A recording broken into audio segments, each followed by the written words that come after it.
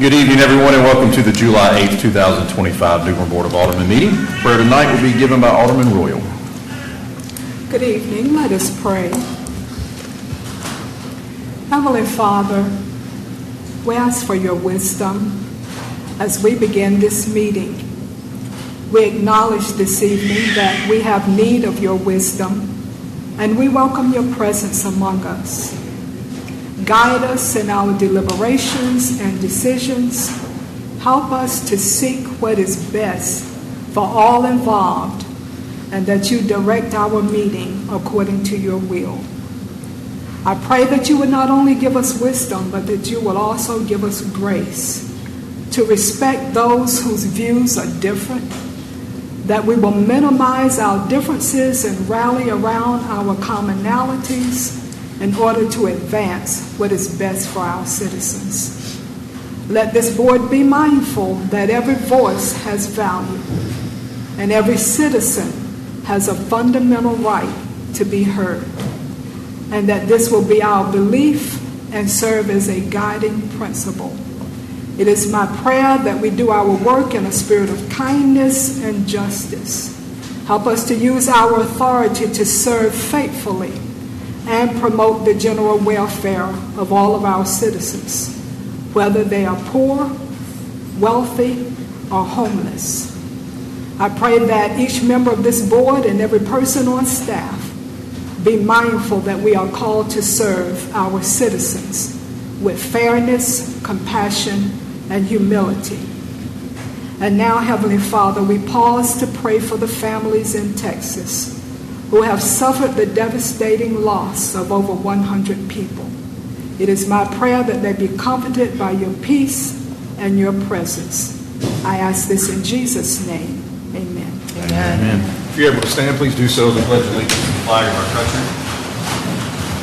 I pledge allegiance to the flag of the United States of America and to the republic for which it stands, one nation, under God, indivisible, with liberty and justice for all. Madam Clerk, if you would please call the roll.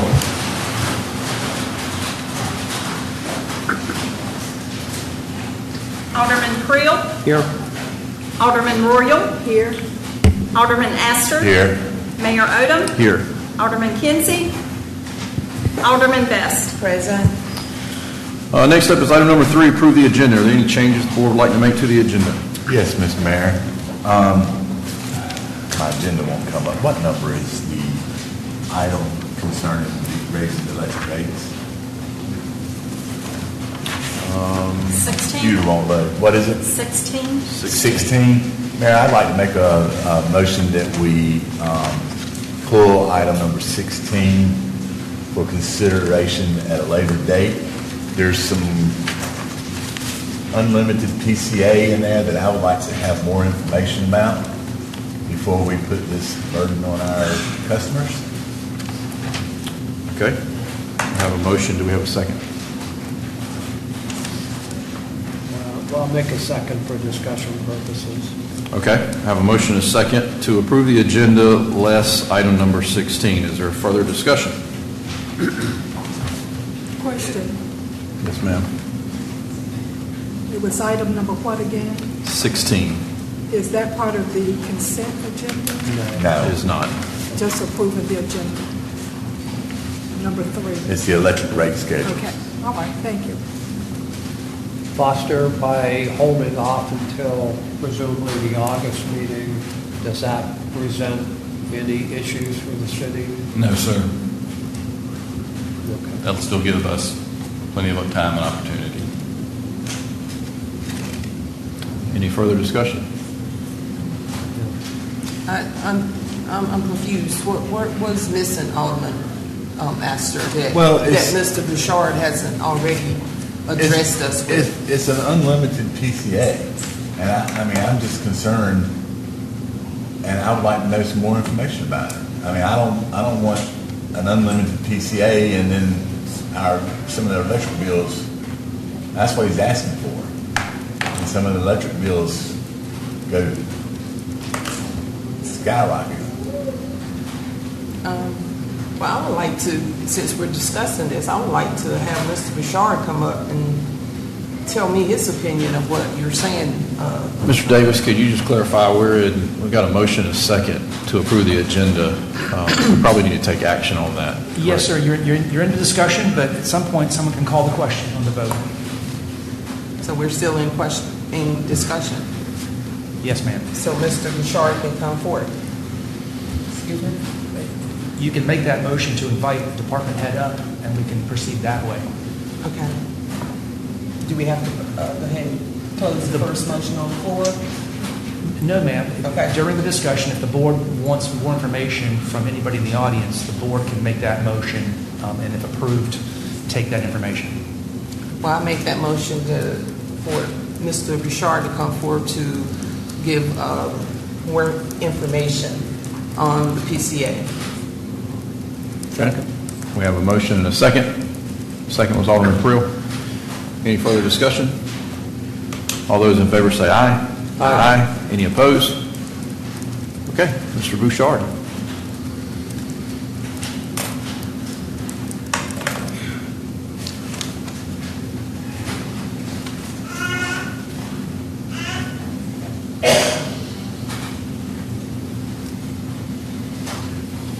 Did you have a specific question in mind? Good evening, sir, and I hate to put you on the spot like this, but you have come before us too many times for us to and express to us about the PCA, and now we're wanting to table this until we can get more information, and I just want to know, is there any additional information that you have that you haven't already shared with us? No, ma'am. It's pretty much the same information that I shared during the workshops that we had. There is an option that I am presenting that keeps our PCA the way it is, but it requires a higher rate increase. So I'm presenting basically three different options tonight. My recommendation is the 3% rate increase with a balancing factor on the PCA. So some changes to the PCA. What was the amount of the rate increase? 3%. 3%. With a balanced PCA, 4.5% if we leave a PCA as it is.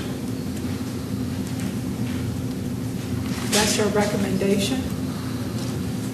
My recommendation is for the 3% rate increase with a balancing factor on the PCA.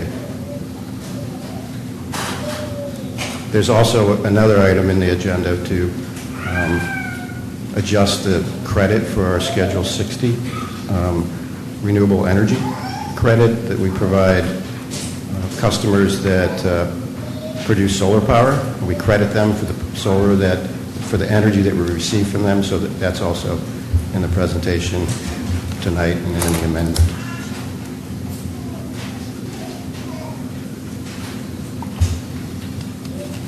Any other questions for Mr. Bouchard?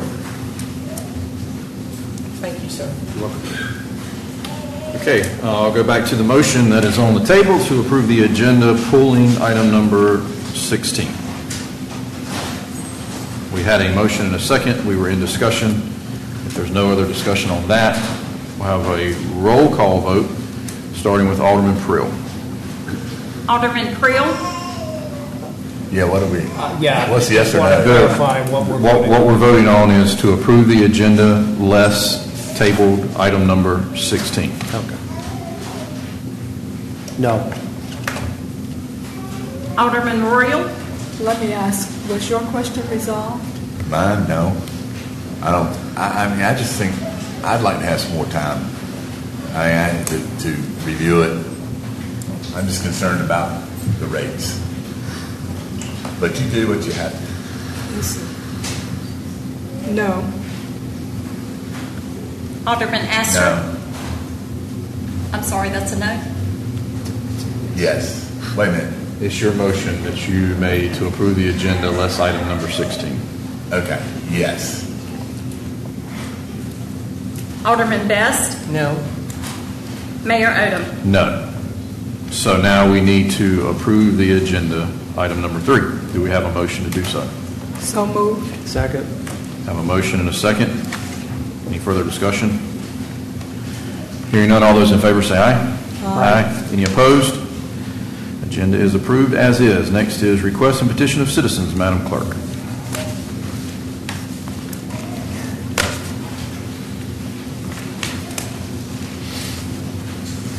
Thank you. First up is Karen Sullivan.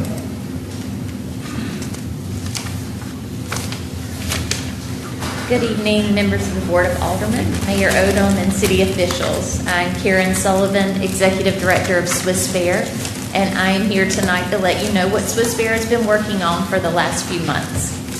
Swiss Bear's interest as the North Carolina Main Street organization for the city of New Bern is to promote development of a vital downtown district that continues to thrive. We believe that when our downtown is successful at offering employment opportunities, attractions, and investment, all wards can benefit. In February, we hired Mary Hannah Parker, our new event specialist. Mary Hannah comes to us with event planning experience and a strong network of connections in New Bern. In March, Mary Hannah and I, along with several of our board members, attended the North Carolina Main Street Conference in Mooresville. At the conference, Lynn Herricow was recognized as a Main Street champion for her years of service to Swiss Bear and to the downtown development of New Bern. We also took that opportunity to announce that New Bern and Swiss Bear will be hosting the 2026 North Carolina Main Street Conference, March 10th through 12th at the Riverfront Convention Center. This conference will welcome between 800 and 900 attendees to our city. We consider this not only an honor, but a great revenue driver for New Bern. We've already started planning for this conference and will begin meeting monthly to work on breakout sessions, tours, and logistics. We are pleased to share that we've had several new businesses open in downtown in the last few months, and we hope you've had the opportunity to welcome those business owners and frequent those shops and restaurants. Planning for MumFest 2025 is well underway. The dates are October 11th and 12th. We'll be making some changes this year, like moving the main music stage to the county lot at the end of Broad Street. This year, the MumFest concert will be combined with the festival, offering a free music experience for our community on Saturday at the waterfront. We also will have a kids zone this year, offering free activities for children who may be too small to ride amusement rides and fun for kids of all ages. Last year, we had over 75,000 people attend MumFest, and we hope that that number just continues to grow. In June, Swiss Bear received notification that we had once again been accredited by Main Street America as a Main Street community. New Bern has been part of the Main Street program since 1980 and remains one of its longest-standing communities. Since 1980, our downtown has seen 259 building rehabs and over $360 million in public and private investment. Downtown New Bern is a proven example of long-term revitalization success. We look forward to the next chapter of Swiss Bear and downtown revitalization with your support and help. Thank you for your leadership, vision, and commitment to our community and the future of New Bern. Thank you. Thank you.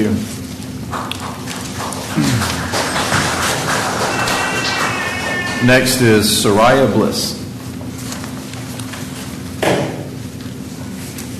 Hello, Alderman. My name is Soraya Bliss from Ward 1.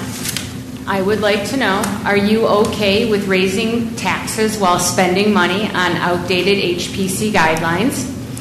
Should New Bern pay for unnecessary consultants?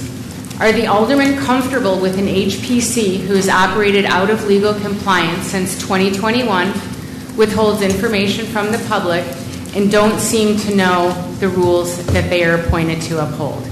Have all of your constituents received their NCORE funding? You have extensive documentation highlighting serious deficits in the New Bern HPC, along with the draft plan for correction. You have the power, and I respectfully say the responsibility to act. While city departments support the HPC, only the alderman can mandate change. The buck stops with you.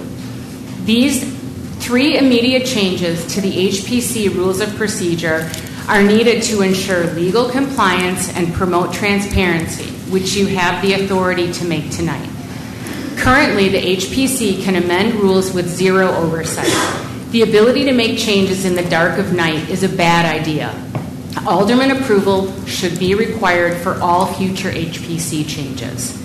The HPC rules of procedure state they supersede those in the guidelines. This invites inconsistency and unchecked power, which is dangerous. This should be stricken. The enabling statutes are 4 years out of compliance. They need to be updated. You have a red line document that annotates the above requests, and I offer any support needed for implementation. You simply need to decide to make the change.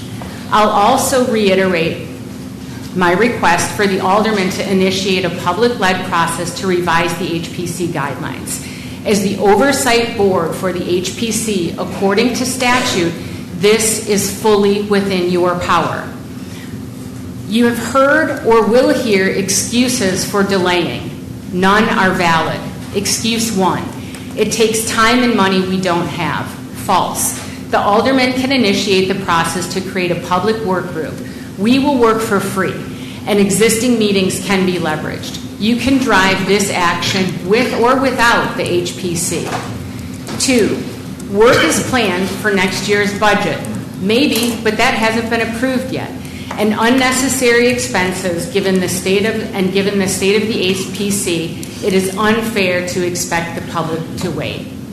Excuse 3, revising the guidelines took years last time. True, but it absolutely does not have to. A phased plan can deliver meaningful changes by year's end and set up a better process for the future. Excuse 4, HPC work groups are on hold, so they can't do any work. Partially true, but grossly misleading. The HPC had been holding illegal meetings, and when called out, rather than make the meetings public and producing required minutes, they decided to cancel the meetings. Now they're using this as an excuse for not doing the work they signed up to do. As a reminder, the HPC has made 0 guideline changes for more than 4 years. Now they say they've been working on it. But when asked to provide legally required documentation of the guideline work, they show nothing more recent than 2021. This doesn't seem to pass the sniff test. I always keep 2 things in mind. It's not a plan if it's not on paper, and do not confuse effort with results. You appoint the HPC, you provide its primary oversight, and you can course correct. Your action can save money, protect the public, and rebuild trust. Let's get a plan on paper. Thank you. Thank you. Mr. Hughes, is there a path forward to address this? There is. We have been working with Development Services staff. They have been working with the HPC on updating the rules and procedures, which I believe is going to be brought up at the next HPC meeting. And we are also working with staff on how the HPC guidelines will be updated. Just a reminder to the board, we typically don't engage. I've been fairly lenient on that over the past couple years. But as far as rules and procedures, we can address all of these issues if someone brings it up under new business. So next up is Minister Tyrone Brown.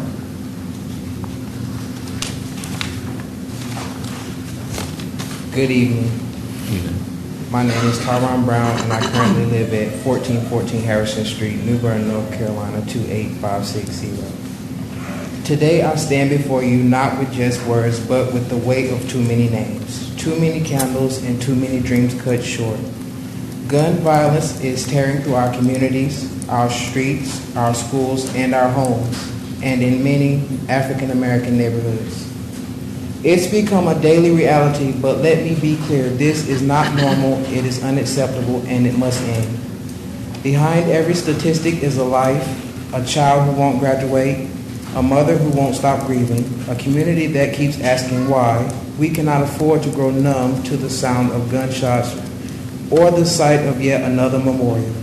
This crisis is not just about guns, it's about poverty, lack of opportunity, broken trust, and generations of pain. But we are more than our struggles. We are resilient, powerful, and united. We have the right to live without fear. Our children deserve to go to school and not have to worry about, am I going to get shot today? Our elders deserve to sit on their porches in peace. Change starts with us demanding better, standing together, and refusing to stay silent. So to every life lost, we remember you, and to every life still here, we fight for you. Enough is enough. It's time to heal, to rebuild, and to rise. Thank you.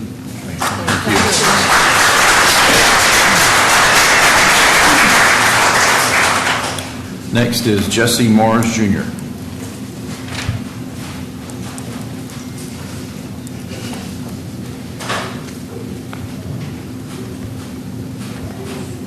Good evening, Board. Good evening, City of New Bern citizens. I'm the president of Juneteenth of New Bern. We're just coming to give you guys a big thanks for all of your support during our festivities. First, we want to thank the mayor and all of his support. We want to thank Parks and Rec and Ms. Carey. They did a wonderful job helping us with everything that we needed help with.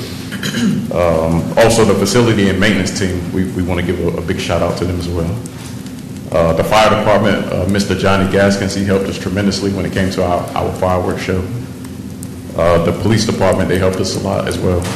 And the Chamber of Commerce with Miss Melissa and her team, we thank them. And just wanted to show our appreciation for all that you guys have done for us. The only other thing that we would like to see moving forward is the attendance of the board for our events. There were a lot of faces that weren't seen throughout the 2 weeks, and I think it would mean a lot to us and also to the community as well to see the faces that represent us. Did I miss anyone? The event all of our events have grown tremendously. From year to year, we've seen how we've increased and been able to better serve our communities. So it's thanks to you guys. That's pretty much it. Thank you. And for the voting for the Hunter City Sister City, just wanted to speak with you guys to see if you can vote on behalf of that to make sure that's something that we can make happen for our city. Thank you much, and we appreciate you. Thank you. Thank you.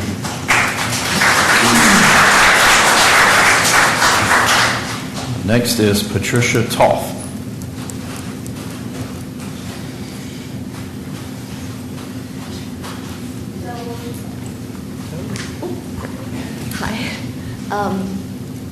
Patricia Toth. I live here in New Bern.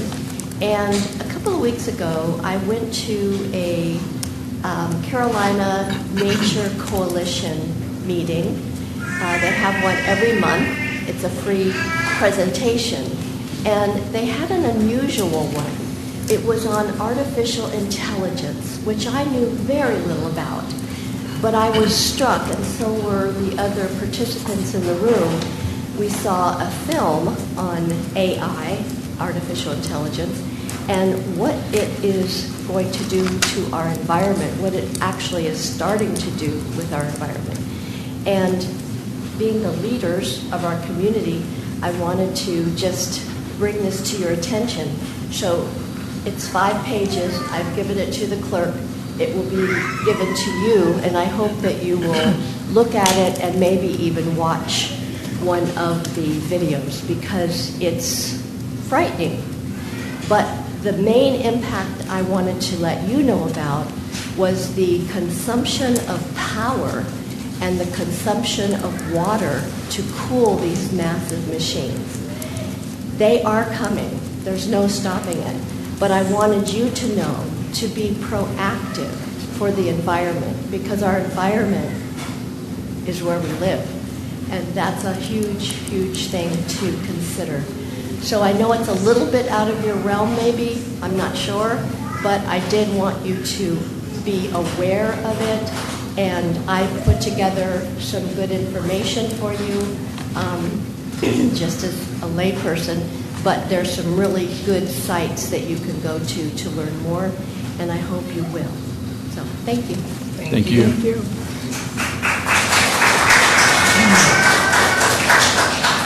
Next is Edward Toth.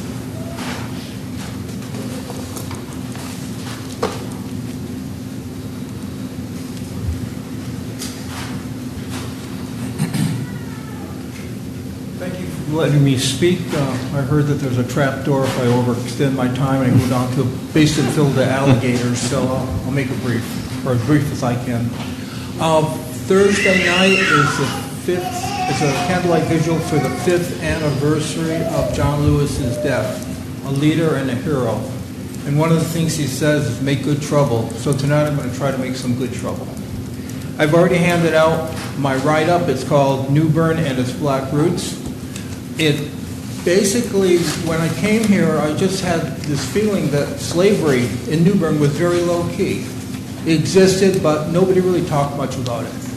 So I started digging into it. And what you find out, that slavery was very important in New Bern. Not only was it the foundation for New Bern and the economic drive for New Bern, but New Bern was one of the major ports for the importation of slaves from Africa.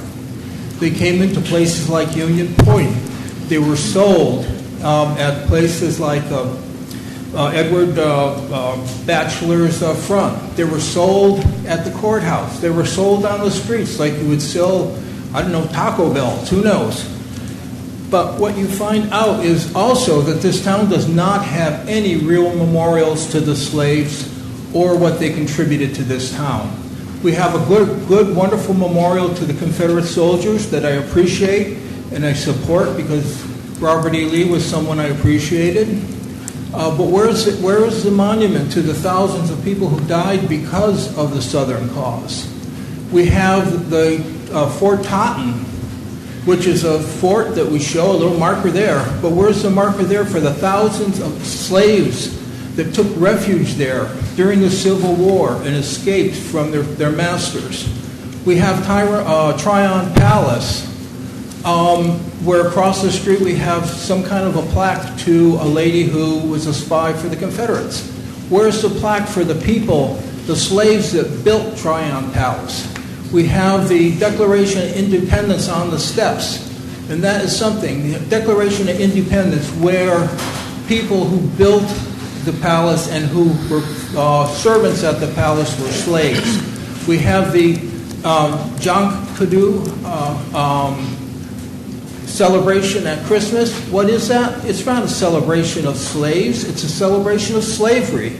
It was the one day of the year that a slave was allowed to celebrate. Not their weddings, not a birth.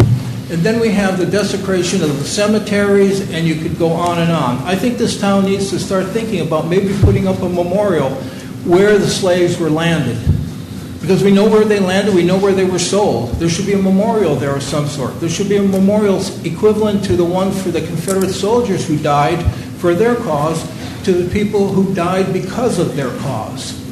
So that's it. I just want to say that I hope this town starts taking it seriously and dig through and come to the surface on its history of slavery.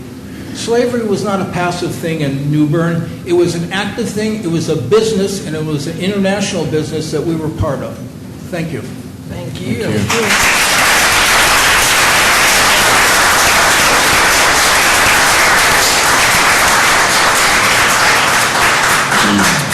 Next up is Helen Robinson.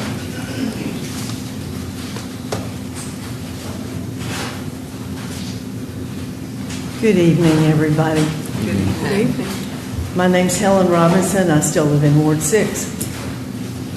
So many of us in Ward 6 are still bewildered by the cavalier response of this board toward resolving our lack of representation in a way the people want. I keep trying to make sense of the unwillingness of the leadership to work for a timely solution about representation. Immediately after Alderman Brinson resigned last July, the mayor said we need a new alderman to go to work on day one. The implication was that this was important enough to resolve quickly and effectively. Fellow citizens, today is day 342. 342. Soon Ward 6 will have been without representation in government for 365 days, one whole year. This shows a fundamental disregard for our form of government. Through repeated efforts on the part of citizens in Ward 6 to support a new alderman, a common response from some leaders has been, we need someone who's qualified. At first, this was really a convincing argument to me. Dana Outlaw, the preferred candidate of 3 members of this board, certainly has experience. But you know, he's not really the only person in New Bern qualified to do this job. In May, our ward presented to the board a petition with nearly 200 signatures from voters in Ward 6, asking that Darlene Brown be appointed. Many people throughout the city think Darlene Brown's resume shows a breadth and depth of leadership experience that would equal that of anyone else sitting on this board. The argument about only wanting someone qualified just doesn't hold water. So what is going on? It seems that there may be personal motives for only wanting Dana Outlaw in this job. It's worrisome when personal agendas drive the decision-making in government. Another confusing piece of the puzzle was the statement made in May that Ward 6 only has to go 4 more meetings without an alderman. Since the new board doesn't take office until December, that would have meant 6 more regular meetings. What wasn't mentioned were called meetings, work sessions, and other times when an alderman needs to show up. The failure of the board to fill this vacancy trivializes the right of citizens to be fully represented. Before the vote on appointing Darlene Brown to the seat in May, the mayor expressed his strong opinion that he wanted to let the process unfold after the October election, and that he was not going to vote to appoint anyone. We would like to hear tonight that the board, that everybody on this board at this point is committed to that plan. Since we've waited a year, we're ready to wait until December now, and we will not be pleased if you use our discontent with your performance as an excuse to give Dana Outlaw 2 extra months on the board, should he be elected. I spent a lot of time in my life studying and observing healthy organizations and healthy leadership styles. You know, good leaders are those people who work to bring people together to find appropriate and acceptable solutions to problems. Good leaders don't always have to get their own way. Thank you for your comments. Maybe it's time for some fresh leadership in the city. Thank you.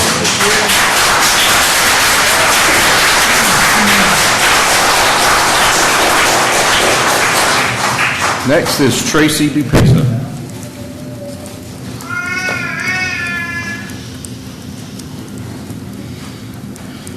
Good evening.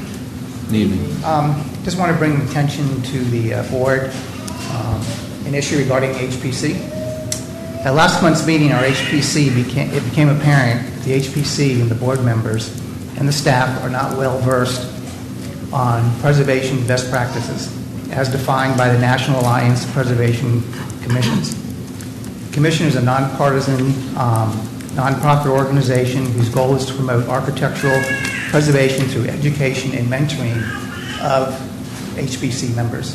Our HPC board is actually members of this organization, of this alliance.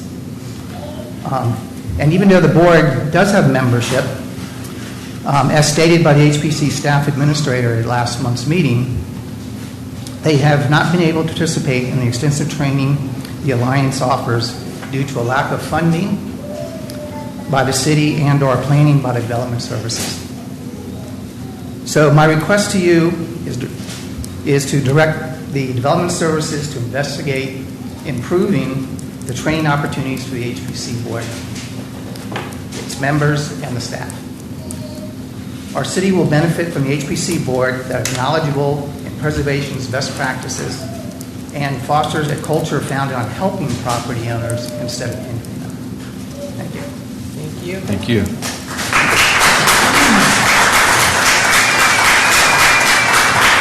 Next is Amy Brigham.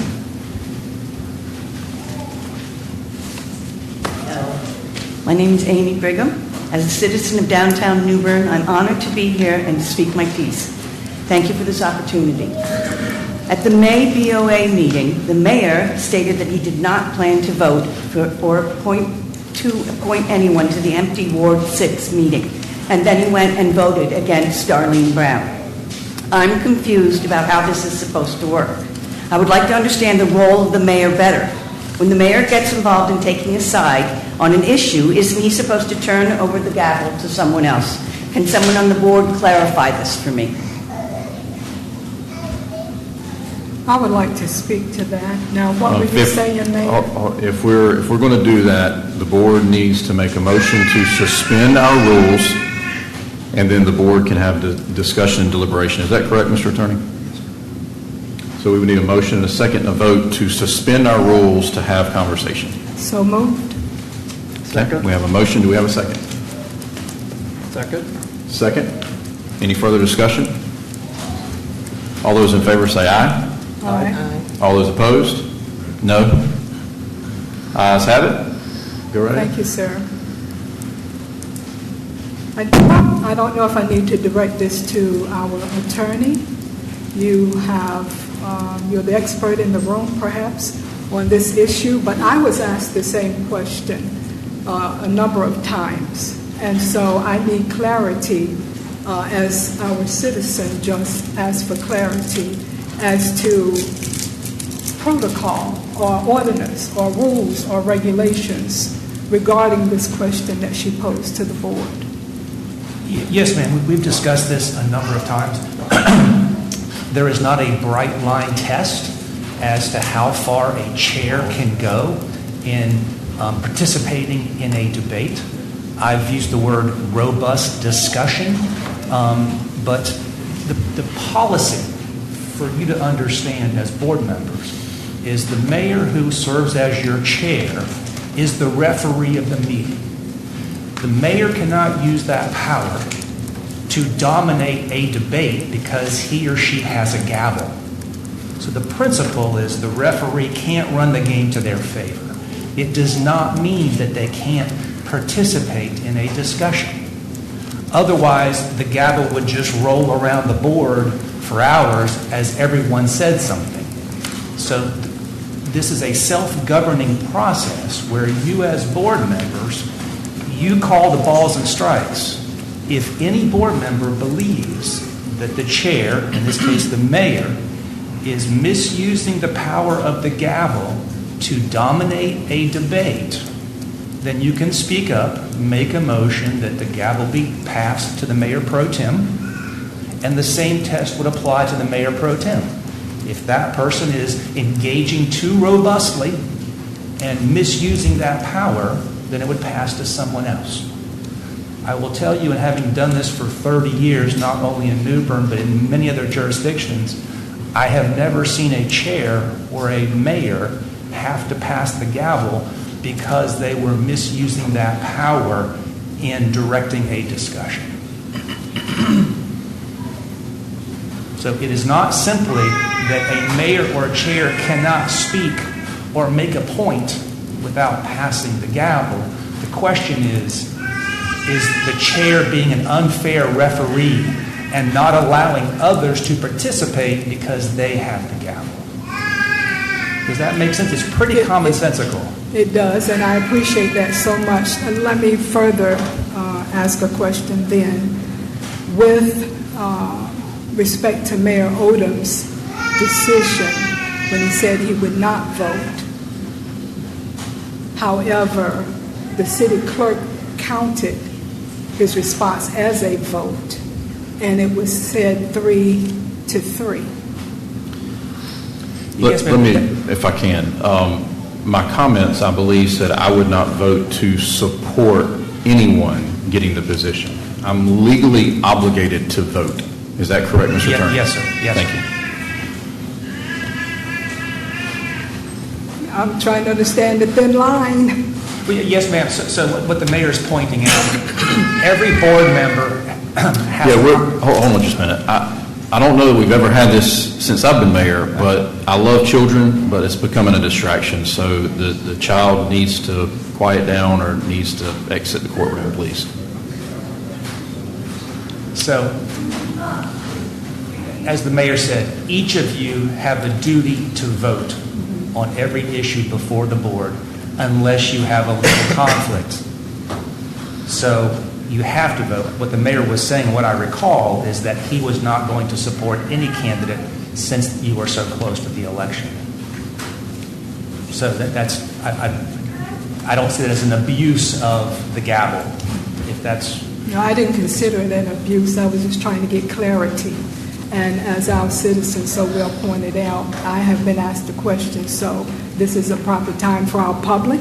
Yes, if ma'am. any other citizen has a question, that we can get some answers tonight.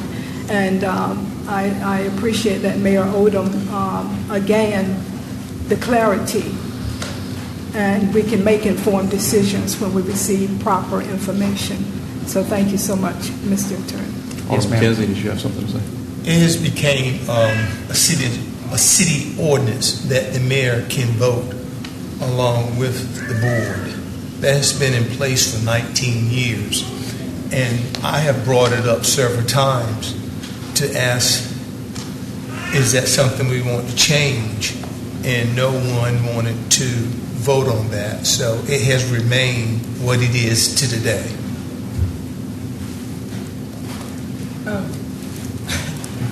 Attorney Davis? Yes, ma'am. I need a little bit more clarity too, because when it says about the mayor becoming engaged in debates, and I'm looking at our rules of procedure here, and I'm not following the conduct of debate, presiding officer. It says, if the presiding officer becomes actively involved in debate on a particular matter, he or she may designate another board member to preside over the debate. Yes, ma'am. And So, what am I missing here? you're missing the area of when does a mayor or a chair cross the line and become so active that the gavel needs to be passed. Okay, so that's the opposite word here. When it becomes a problem and the mayor steps out of line, and then that's when the board can. I got you. Yes, All ma'am. right, If you read that's that, the word that I was looking for. Yes, ma'am. If you read that Thank any you. other way, it means the mayor each time has to pass the gavel to say anything during a discussion, which I think would be a waste of time. Okay. Thank you so much, sir. Yes, ma'am. That's all. Everybody satisfied? Okay, we will move on. The next petition of citizen is Nat Crosby.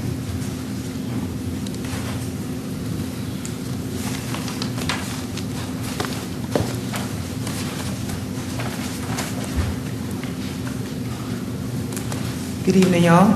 Mayor, Board of Aldermen. I'm Nat McKellar Crosby, a resident in Ward 6. I appreciate the time to speak to you this evening. I first want to lend my support to the effort to create a sister city agreement with Ahanta Ghana. During the past Juneteenth events, we had the honor of hosting the Junkanoo Commandos and Queen Mother Angelique McKay, who has done much of the initial work to establish a sister city agreement between us here in New Bern and Ahanta Ghana. We have the opportunity to make history as the first sister city to Ahanta and establish a bridge between our shared legacies. This opportunity also comes with funding opportunities to expand our cultural and tourism programs. This initiative honors the history of New Bernians and provides funding to continue to tell this important story. In my humble opinion, this is a win for all parties, and I support this endeavor. Now, next, I would like to speak with you all about the Public Bank of New Bern initiative. I have emailed the city clerk with the preliminary feasibility study outlining the details of how we can get this done.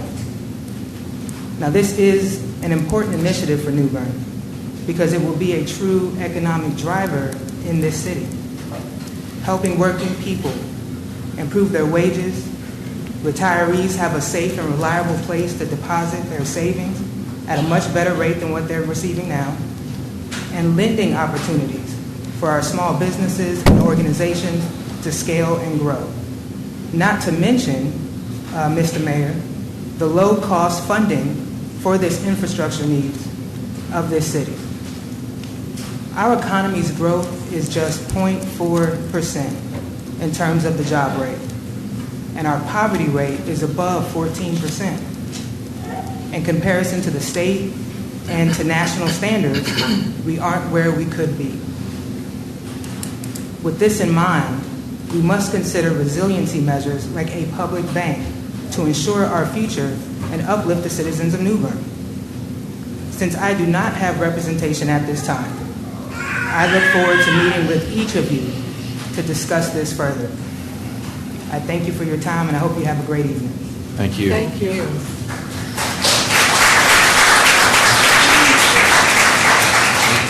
Next is Steve Skiffington.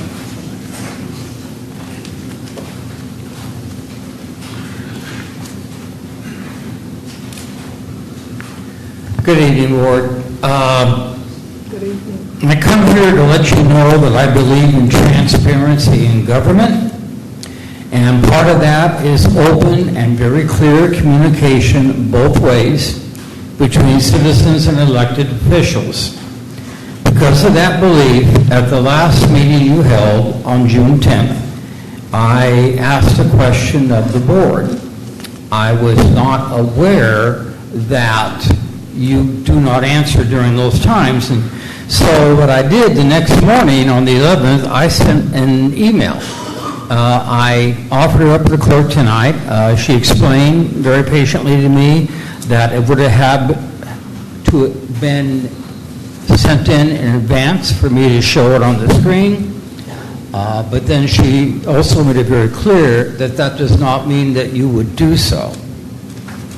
She then generously offered to take a copy of that email and give it to all the board members. I don't know if you have it now or you'll receive it after the meeting.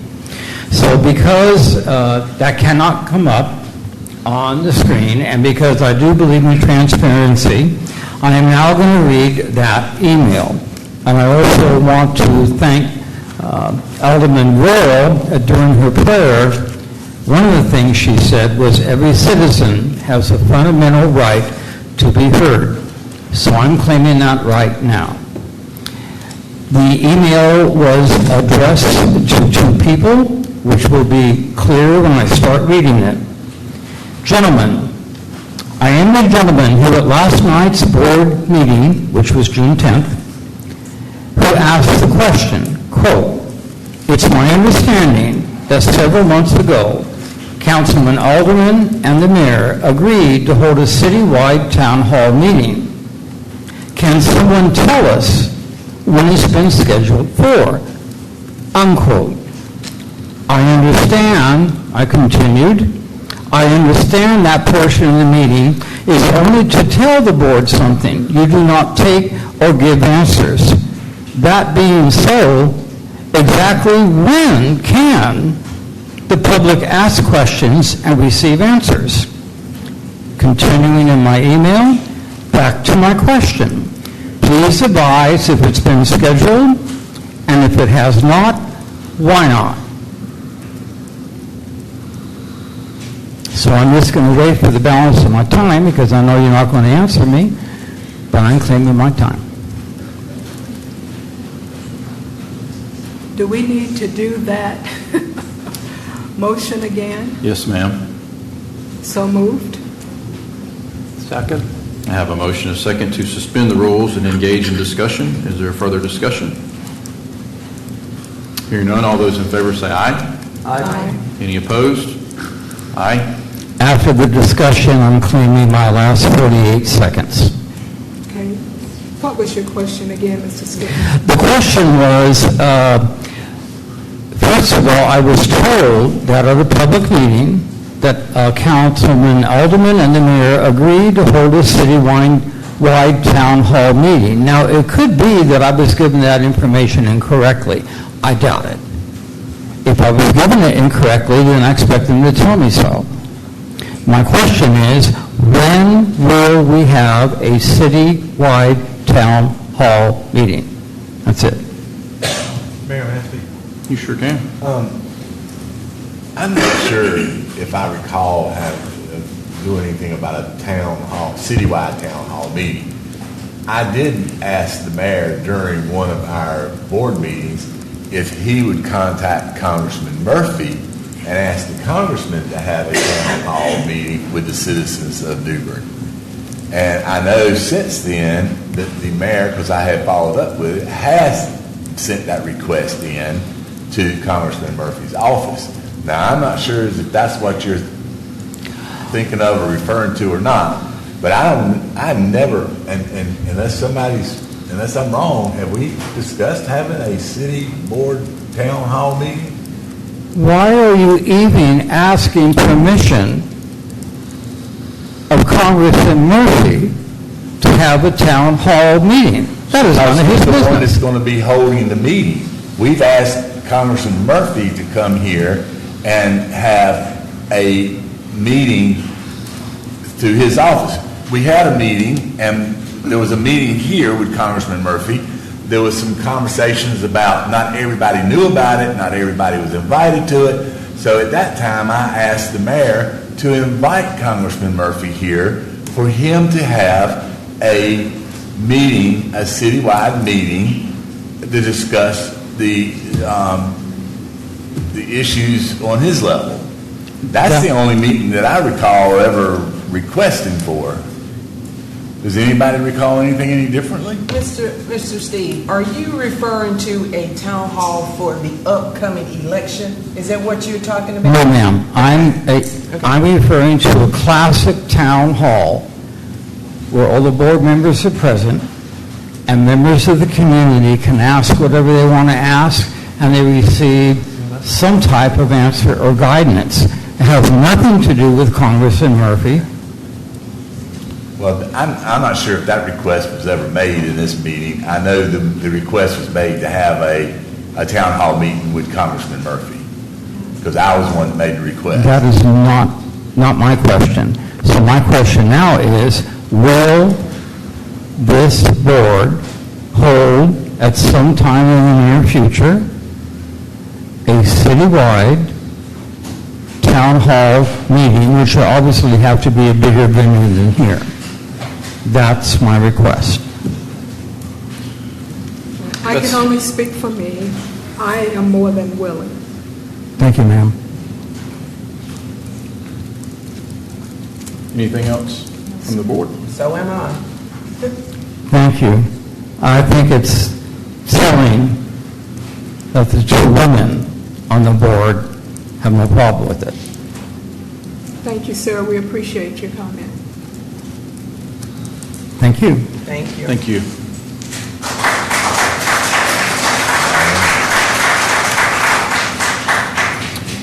Next is Amanda Mikowski.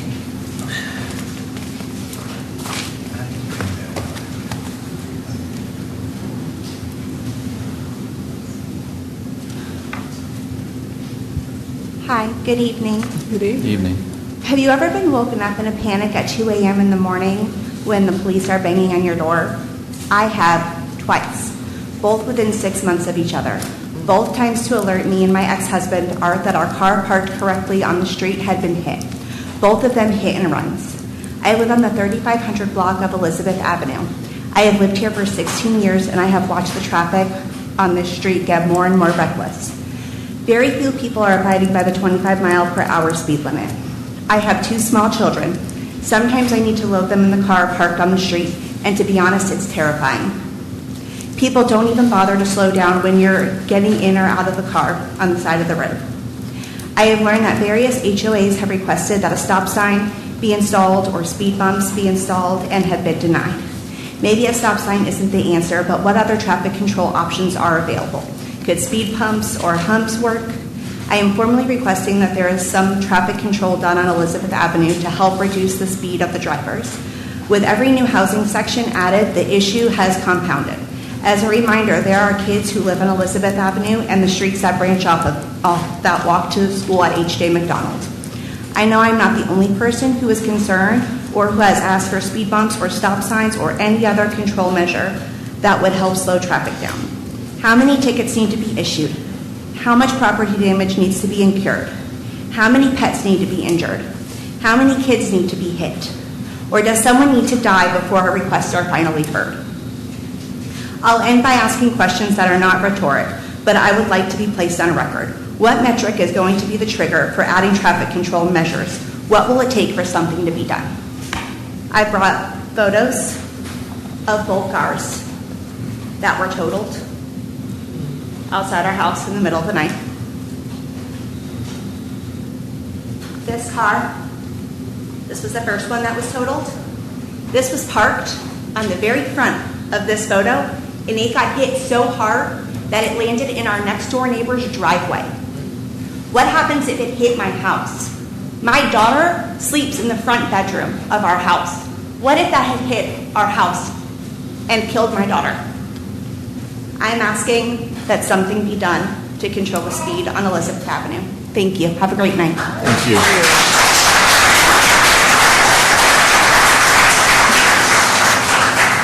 And our last petition of citizens this evening is Anastasia Fiegel Gates.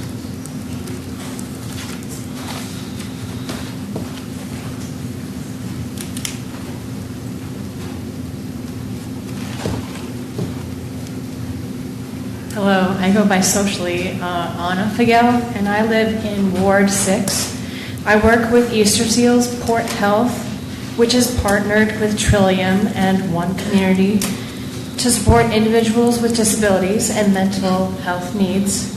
I am also a special education student at East Carolina University, focusing on adapted curriculum. As a citizen of Ward 6, I am speaking out because I do not have an alderman to represent me. Representation matters, especially for those of us who support and serve vulnerable populations every day. It's a beautiful day in this neighborhood, a beautiful day for a neighbor. Could you be mine? Would you be mine? Please won't you be my neighbor? These words aren't just a song, they are a reminder of the kind of community we should strive to be: connected, compassionate, and held accountable to one another. Thank you. Thank you.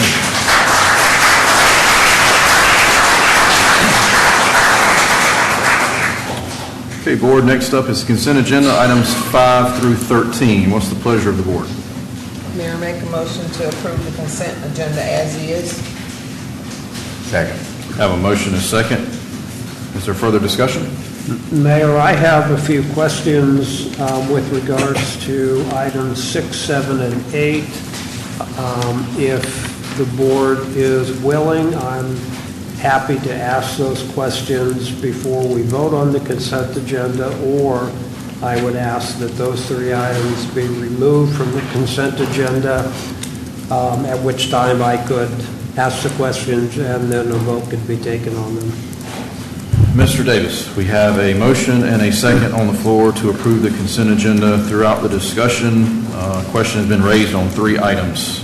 Yes, sir. You need to entertain the motion on the floor that's been seconded. If that fails, then we can revert to Alderman Prill's request.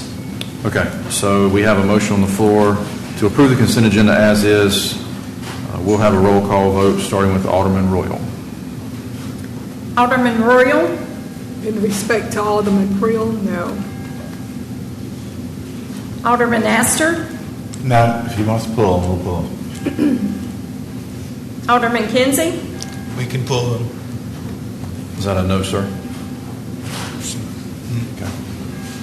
Alderman Best, No. Alderman Creel, No. Mayor Odham. No. Motion fails, and now it's back open. Alderman Preel. Mayor, I'll make a motion to pull items 6, 7, and 8 from the consent agenda. Second. And otherwise approve it? And otherwise approve the consent agenda? Oh, yes, yes. Okay, so we have a motion and a second to pull item number 6, 7, and 8 from the consent agenda and approve what is remaining. Second. I already have a second. Any further discussion? Hearing none, let's have a roll call starting with Alderman Astor. Alderman Astor. Yes. Alderman Kinsey. Yes. Alderman Best. Yes. Alderman Creel. Yes. Alderman Royal. Yes. Mayor Odom. Yes, motion carries. Alderman Pruill, go right ahead, sir. Yes, on item 6, just a quick question for staff. I'm curious as to where this request originated. Is this simply a part of the land use ordinance update that we are working through? Or was this a request from some other entity? No, I asked for this request when we were doing a very large project. It was asked of us, what is the density in that zoning district in C4? Every other zoning district we have has it called out. This one does not. That's poor planning practice, and I wanted it fixed immediately. Okay, I might have missed the first part of that. So was this a request from an entity outside of staff? No, sir, or- this is staff, me recommending that we put better planning practice in and define what the density is, because it's missing, and without that, there is potential to argue you can do what you want with density, and that's not a good place to be in. Okay. Thank you on that one. On item 7, first question, same question, as to where this recommendation originated. Sure. Our assistant city attorney was reviewing a project with us and how to interpret it. And in going through that, we realized 2 things. There's a very antiquated way of measuring height in an overlay district. It says you can have stories. It doesn't define what a story is. Typically, ordinances require you to measure things in feet. So we're requesting to make that change. Additionally, there is some antiquated language that requires design standards in several of our overlay districts that are inconsistent with current state law and have been since 2020. And so we are removing those in that same section of the ordinance at her recommendation. Okay.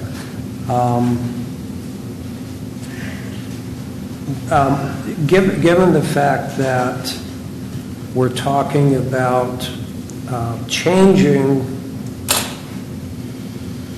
the determination or changing stories to feet, why is this change only being directed at specific overlay zones versus citywide? It's the only place it says you measure in stories. Everywhere else it uses feet, like is the preferred practice. Okay, so this would bring the overlay zones into consistency with how we the measure rest of everything our- else. okay. Yes, sir. Good question. Okay. Third question, there's reference to the Broad/Queen Street corridor singled out for a 60-foot limit. Why is that one corridor specifically being mentioned for a 60-foot limit as opposed The 60-foot limit is consistent with the zoning there. It's inconsistent? It is consistent. It would be consistent in changing the stories to feet. And so there, you'll see 60 feet and 30 feet respectively in the amendment, which I'm happy to explain during the public hearing.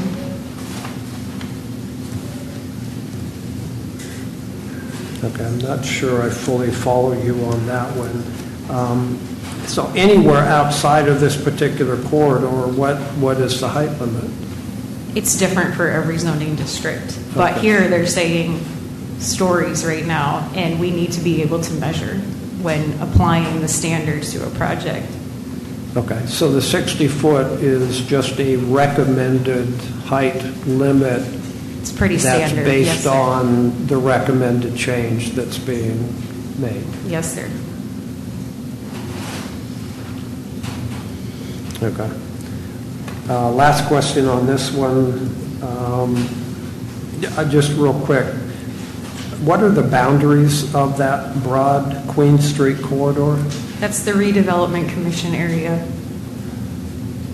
I'm just wondering where... we can show a map. Scott, can you verbally on the fly describe that boundary for me? I want to Thank say, you. Alderman Prill, that it runs roughly from the intersection of Broad and First toward downtown, and I think it extends over to the rear property lines of all of the properties on Broad Street. That is a rough description. So it's, that corridor does not actually go down Queen Street? It is really a Broad Street corridor, or does it? I don't recall how far down Broad it goes, if it goes very far. I just don't recall. Okay. Well, I would just ask, as part of next month's presentation, if that could just be identified, just more for clarification. So that's it with item 7. Item 8. And this may just be my own confusion. In the memo that the board has received from Robert,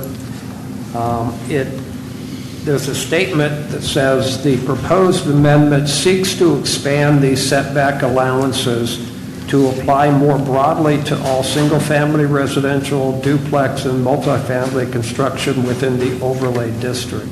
I'm just a little confused as to what that actually means. Sure, I'll put it in some simple English. Right now, in the RDC, we have relaxed standards because there are so many non-conforming lots that we want to have reused. And the way this ordinance was written allowed very specifically residential setbacks, lot sizes, things of that nature to be relaxed and applied only in R6 zoning. And there was a question, well, what if you build residential uses in the RDC boundary that are not zoned R6? Because we allow, by right, for people to build residential uses in other areas, but they're not afforded the more lenient, smaller lot sizes and setbacks. This is a request from the RDC that was discussed and also recommended by the Planning and Zoning Board to allow those same standards if you're building residences, residential uses, to be in any zoning district within that boundary. And that's what that changes, and that is all this changes. Okay, I guess the issue that I just want to make sure that we're addressing clearly, if this gets approved, it just came across to me, and it just may be the way I'm reading it, that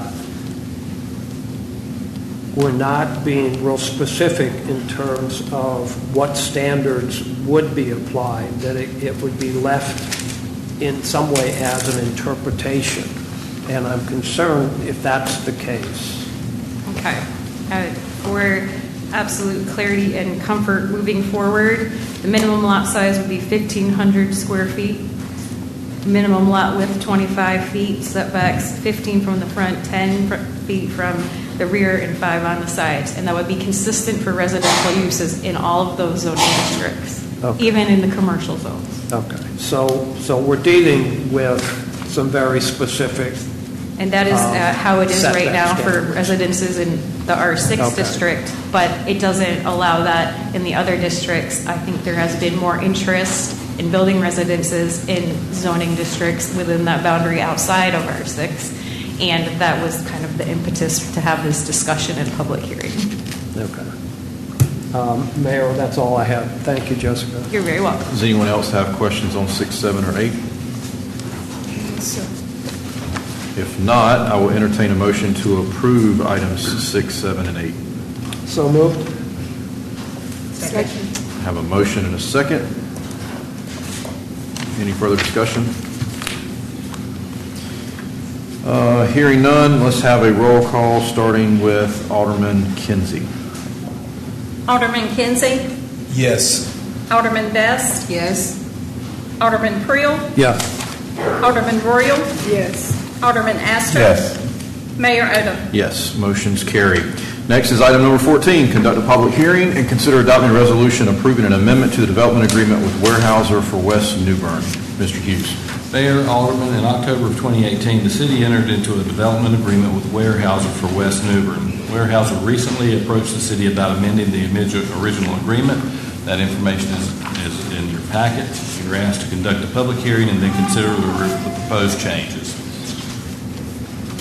Does the board have questions before we open a public hearing? Hearing none at this time, we'll consider the public hearing open. If anyone would like to speak regarding item number 14, please come forward at this time.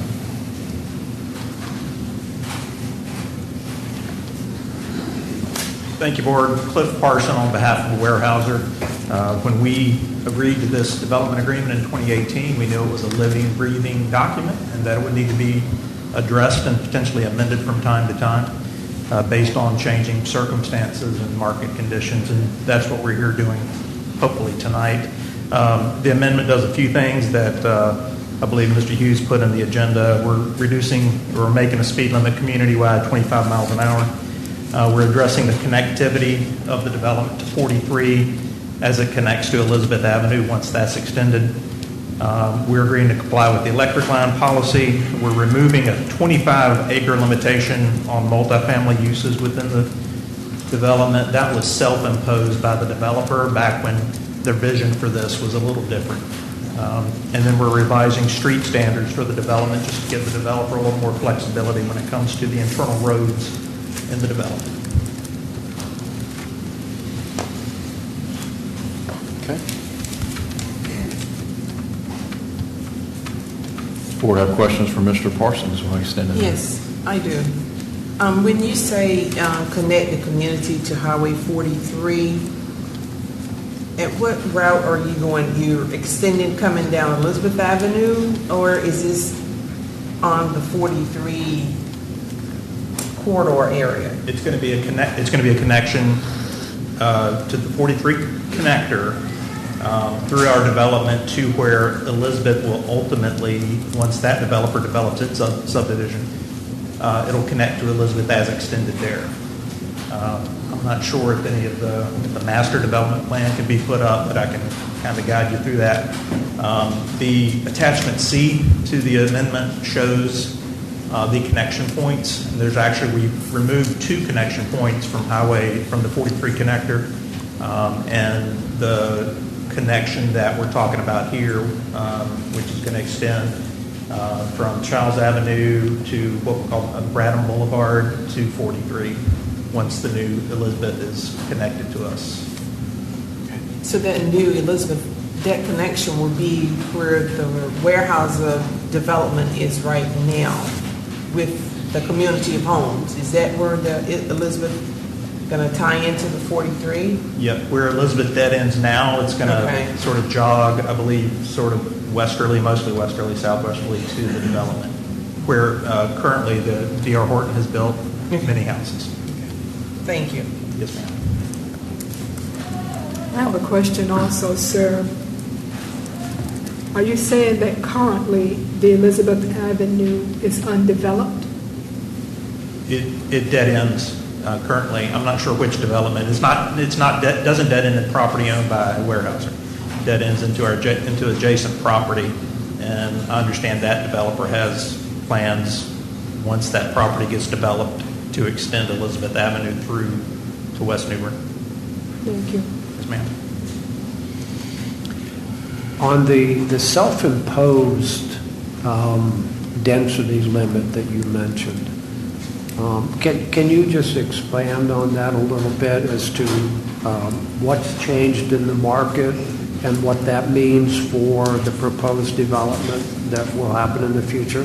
Yeah, you'll recall that when this development was first contemplated, there were big box developers that were being sought out. There was a talk of a movie studio being there. All those have sort of come to pass, and we are seeing more interest in residential, specifically multifamily. I believe this board or the planning board just approved a townhome unit behind the current apartments there. It's going to be between that and the future school that's going to be there. And so market conditions is telling us that we do not need to limit ourselves to just 25 acres. At the time, our potential buyers were interested in that, and now our potential buyers and developers are just the opposite. They are hoping for more land to be developed as multifamily. And it's all allowed in C3, so this is not doing anything that's not allowed in C3. It's basically bringing the development consistent with the C3 zoning designation. Thank you. Any other questions from Mr. Parsons? Okay, thank you, sir. Thanks. Thank you.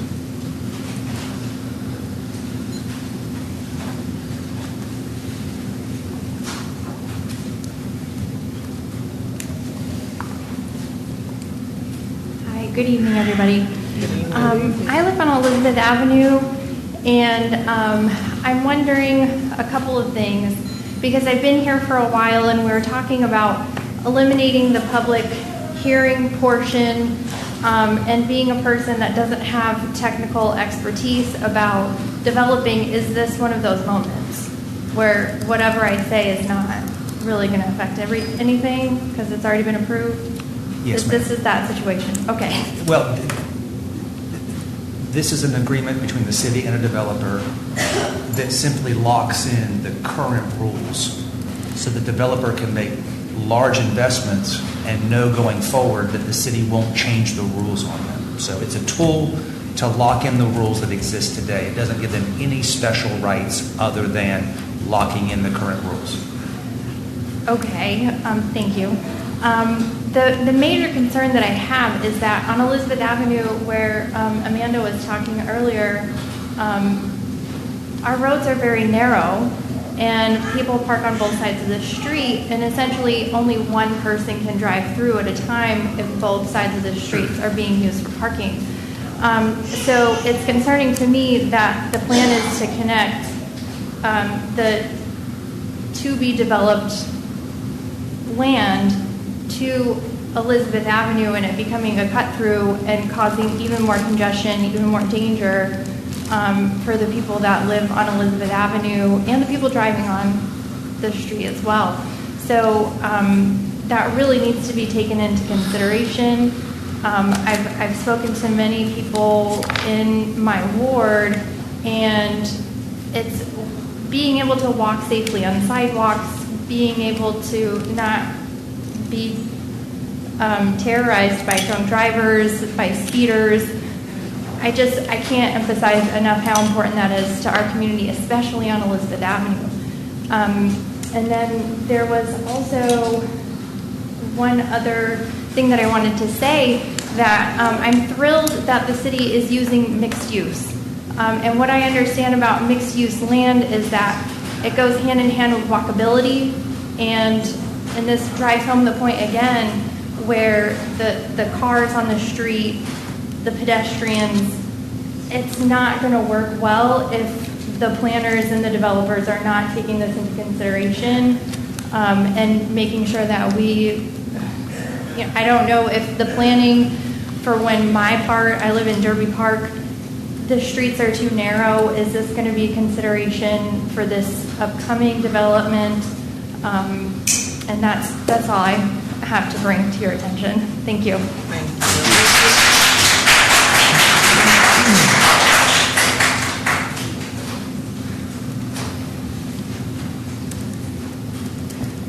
Good afternoon, Board of Aldermen. Good afternoon.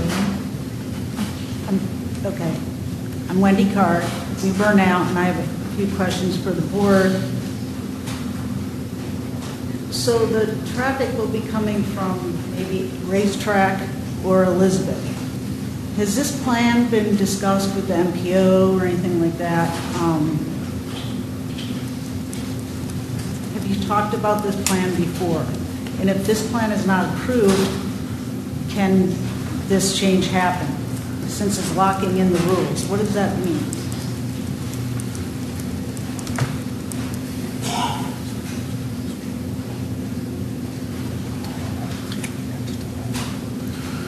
Good. I'd like to ask Jessica Rue to come up. What I can't answer is whether or not the developer of the proposed property that would connect to Elizabeth Avenue he's even come to staff to even present that plan yet. Yes, simple answer. Deanna has been at the table with me and George and looking at all of these street connections and with talking with Tim Weyerhaeuser's representative with us, yes. I didn't get that. What did you say again? Deanna Treble is our MPO administrator, and she has been at the table along with George Childs looking at all of these street connections, yes. Thank you. In part 2, I understand streets, sidewalks are going to be considered in this bond referendum proposal. Is there a possibility that the money that could be for the streets and sidewalks could be used for this development, since I think there's a payment in lieu of sidewalks? Am I making any sense? I'm just trying to absorb this information. Mr. Davis, I think it's safe to say the city doesn't build roads or sidewalks. Developers do that, and then the city accepts those. In the rare occasion where the city has accepted the development where there are no sidewalks, the city will sometimes go in and add sidewalks, but we would not use bond money or taxpayer monies to build roads or sidewalks in new developments. Is that fair? Correct. Thank you. Thank you for clarifying that. Thank you. As a reminder, this is a public hearing for item number 14. If anybody would like to come forward and say anything. I'd like to make a motion to close the public hearing. Second. Have a motion and a second to close the public hearing. All those in favor say aye. Aye. Any opposed? Public hearing is now closed. I have a question for Mr. Parsons or any representative for Weyerhaeuser. This original agreement was signed what year? December of 2018. Okay.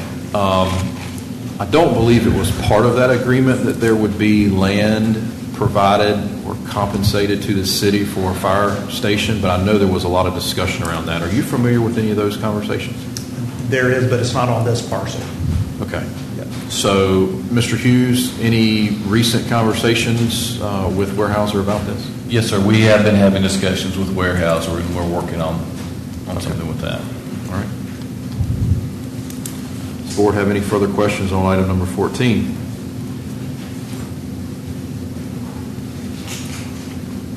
What's the pleasure of the board on item number 14?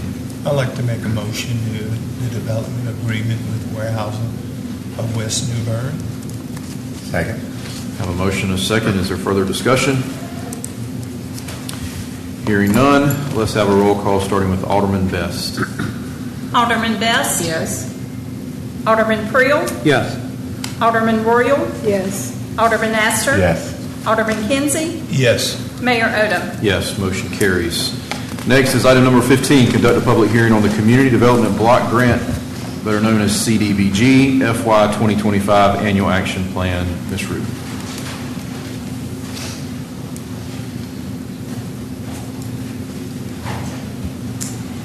It's a pleasure to present to you our 2025 proposal for how we're going to spend our CDBG funds this year. As we do every year, we are required to go through and develop an annual action plan. That annual action plan has to connect to our broader, longer-range 5-year consolidation plan. So this will be the second annual action plan of that consolidated larger plan you all approved the last year. What we're going to do this evening is go through a quick summary of why we're here doing this, go through our community engagement efforts, show you the highlights from the plan, walk through the budget, and then what to expect next. Our annual action plan, really I want you to think of this as a budget. We set very broad priorities that we would like to fulfill throughout 5 years in the longer range consolidated plan, and the annual plan is an actual project list with a budget connected to it of how we're going to fill those priorities. And so in order to do this cyclical, every year we go through a very similar process We have two big public input steps. We're in one right now, but this project actually started back when we advertised our community needs hearing and discussion that took place in February, which we are required to advertise in January. We had very robust attendance at that meeting this year, and if there's specific questions on that, we have our subject matter expert to answer those for you.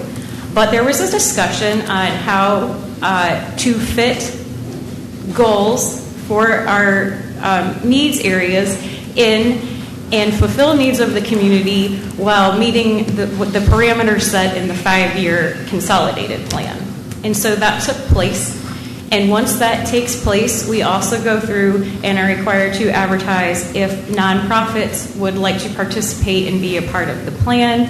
When we get those nonprofit applications in, they are looked at, they are put through a scoring method through HUD, and that's how we determine who is the best fit to do those projects. And we do have 2 community groups that are listed in this year's budget, which I'll walk through momentarily. And so in our consolidated plan, we have our various strategies, and the strategies that are being addressed this year in the annual action plan are the homeless strategy, the community development, and of course the administration. I'm going to walk through the 6 separate projects that are included in the annual action plan. As you see in every annual action plan, there is an administration project. What that is the budget for, these plans don't run themselves. We have a staff member who is partially paid from the administration budget, as well as paying a consultant who helps design these plans and facilitate that we are meeting all of the HUD requirements. There are many of them, as well as to pay for the advertising and our public meetings that we are required to have.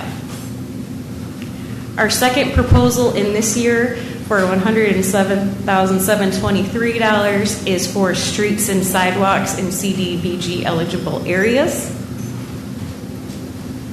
The third is for demolition. We also have this in last year's plan. We are allowed to use a certain percentage, I believe up to 30%, for demolition of substandard structures. So frequently when Patrick or I are up here asking you to approve demolition orders and we have exhausted all efforts to get a homeowner or a property owner to bring something into compliance and it remains dilapidated and is bringing negative impacts to the area within our CDBG boundary, we can use this funding to remove those homes and not need to use funding from the general fund to do so. Listening to the community both at the meeting and at that meeting, at these meetings, we have heard a lot of interest in setting up scholarships to be able to use our recreation facilities and camps and things of that nature. This does include $10,000 of funding for up to 100 scholarships to be able to participate in programs in this area. My sister's house is in this budget year for $14,000, which would fund 2 aides to work with them. And then Catholic Charities is also in this year's budget for $15,000 to continue to provide low-income food assistance. And that wraps up pretty much the entire budget, very simply, of what is proposed to take place in this year's annual action plan.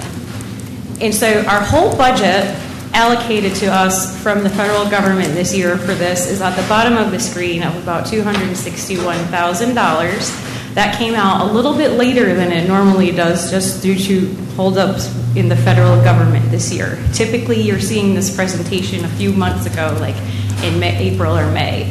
This year, you'll notice it's a little bit late. That's not on staff. That is on the federal government delay on issuing what our funding would be. And so they withhold this funding from us until we have an approved annual action plan. I will pause here just for a moment because one thing that we talk about quite a bit is assistance for home repairs and things of that nature. And you will not see that in this budget. That does not mean that that money is not still available. We have found that it is very difficult to spend that money down in a timely fashion, and we are audited on how fast we spend this money. We still have in our 2022 annual action plan budget $87,400 a few extra dollars. I'm pretty close, I think, but we did just check that number to be used for programs from that year. However, due to the fact that you have to have an owner-occupied residency, you have to go through for verification income and other background checks to receive this money, and that takes about 3 months to take place.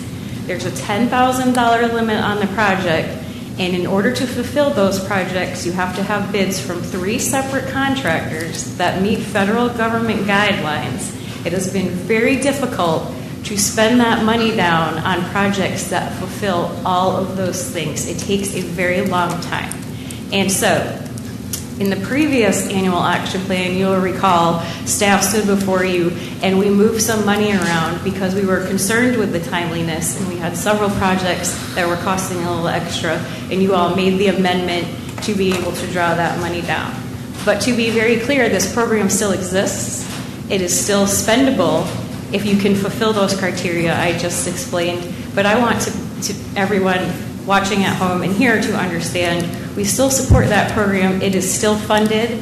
For this particular budget, we did have a particular goal set to have projects that we were very confident we could get fulfilled by June 30th, even with the delay that we're in.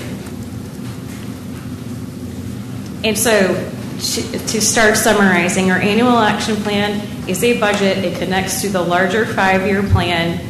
This particular year and moving forward, we are making an effort to make sure we have very realistic projects and are working with partners that are able to meet our deadlines and fulfill all of the many requirements that HUD sets out to be eligible to use this program. And so what will happen next, just as a reminder, the plan that has been included in the agenda, I hope you've looked at, will be on display until August 11th. That fulfills a HUD requirement. And then a resolution will be brought before you on August 12th to fulfill voting on a resolution to adopt the plan. This is just one of those strange nuanced things in a HUD public hearing. We don't vote on the plan the same night we have the public hearing. We will do that at the next meeting. And with that, staff or I will be happy to answer any questions you may have. Does the board have questions? Yes, Ms. Rue, I have one question for you. The home ownership that you're saying that the program is, the money is still there, $10,000 per home. Is that where a citizen would go to your office to start the process? Absolutely. Or do you have a developer just handling that? Nope, the citizen would initiate the request to be a part of the program, and then we would sit down and have an application meeting with them and explain all of these requirements to them. And sometimes they are very overwhelming. Just explaining them to you all, the list got kind of long and felt overwhelming. Like I said, it is sometimes difficult, not necessarily to find people in need, that they're out there. It's the difficult part is working with the limited budgets and then finding people that can do the work locally that are interested in doing the work and bid on the work and then do the work. And so we've got the 3-month application process for the background to be looked at and make sure that we're crossing all our T's and dotting our I's. And then we add on that having to find those 3 contractors and get those bids in, and you're at probably 6 or 7 months then, and then you have to get that work done, and it is very difficult to draw that money down in a timely fashion. Thank you. Thank you. Any other questions? Yes, I have a couple of questions in regards to what you said earlier about the paperwork and the bureaucracy, the red tape, all of the above. When our citizens make application for home rehab, do we have in place any type of, I don't know if we want to say counseling or assistance to help our citizens meet all of those requirements? Do we have? So if they come in and meet the requirements of the home ownership and a project that is outlined in the program for a home repair, DEASA will start working with them on a program. They are not responsible for going out and finding the people to do the work. We walk them through that and facilitate it and make that happen when possible. So frequently, also, this is just notable, if this program can't help them, we do try to work with them and find out what their issue is and what they need assistance with, and connect them with sometimes religious groups or community groups that work and can do these projects with far less red tape than we can necessarily spend this money by doing. So.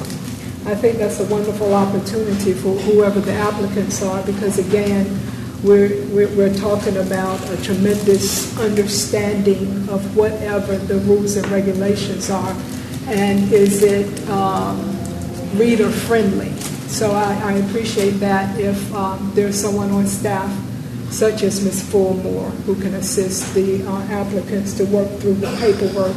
The other question that I have for you is regarding the streets and sidewalks improvement. Are those sidewalks and streets already designated, or will that be forthcoming?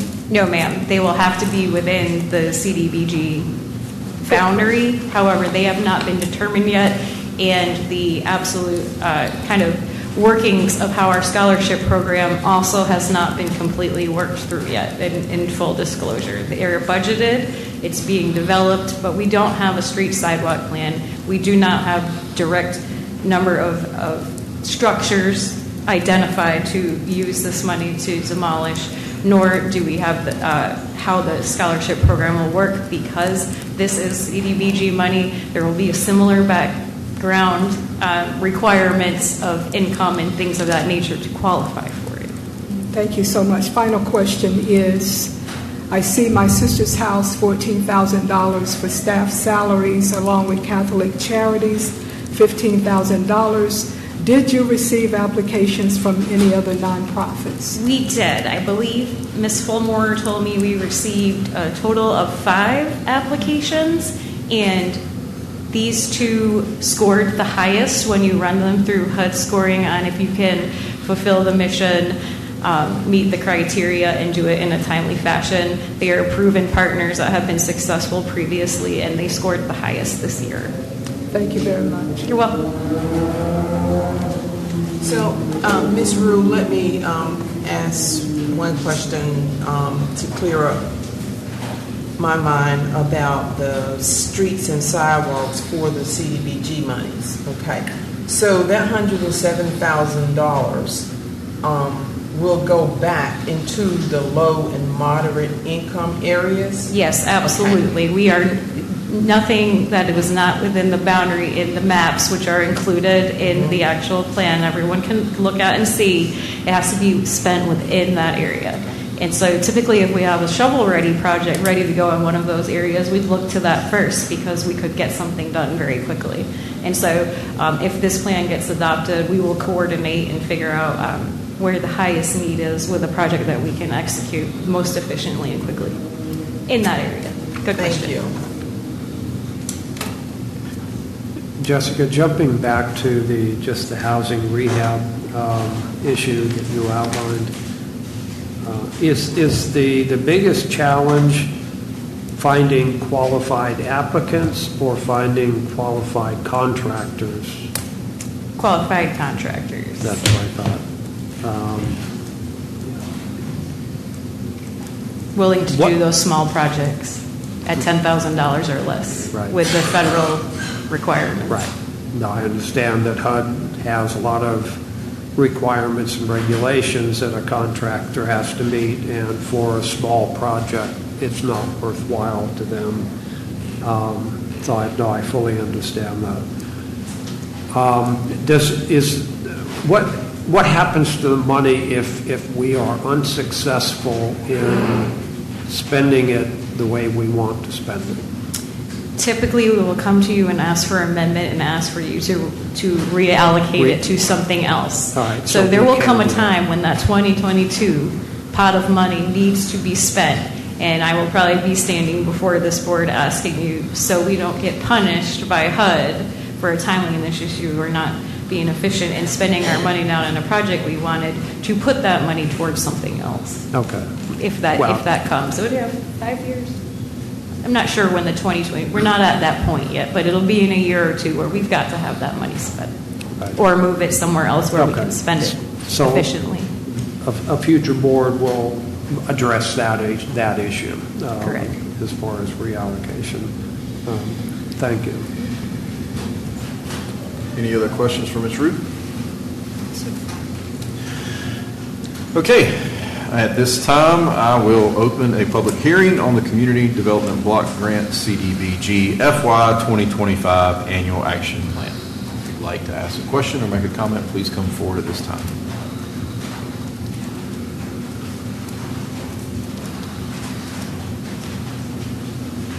Hey y'all, I was just looking at this, and it seems like this would be a good opportunity for investment. I was looking at the past several budgets that have been approved over the years, and there is no money allocated towards just the general community development budget or the grants budget, and there hasn't been for at least 5 or 6 years. And so I know that these monies are specific to a certain region, but it seems like it's not really filling the gaps the way that it could. And I think that those gaps could be filled if we started to put a little bit more attention, excuse me, into our community development budget and our grants budget to help fill those gaps. Now, in particular to this, not having the contractors available for our citizens who need this work. Is it possible to use some of these funds to help contractors meet those requirements? Like say we have students here at the Vote Center in the trades. Maybe some of them may come from these designated areas.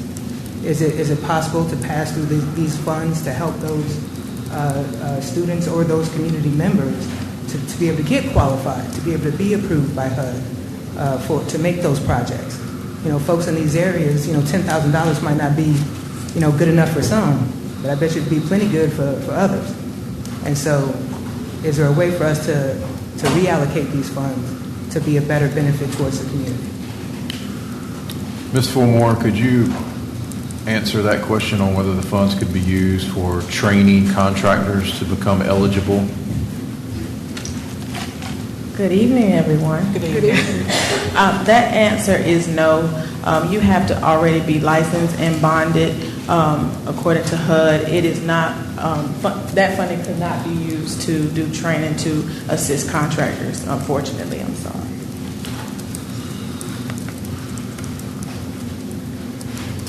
Those funds have been available since 2022, correct?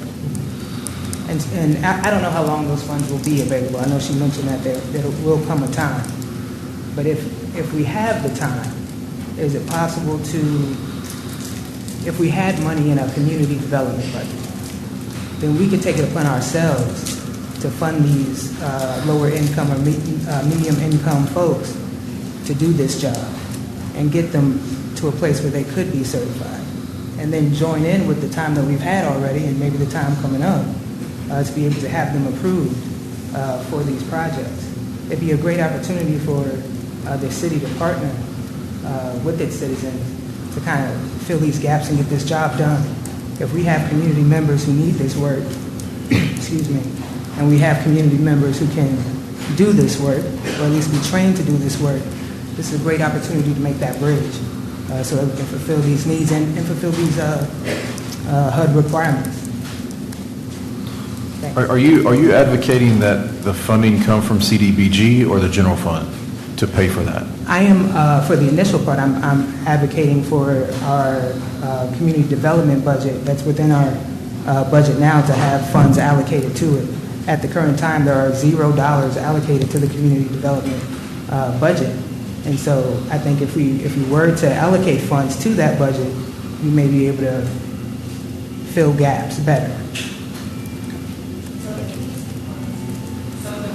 You're speaking on is certifications, and that will probably be something more so with the Vote Center to help get some funds over there to maybe assist. But it comes down to a contractor sitting down for their license, which is something we can't aid them in.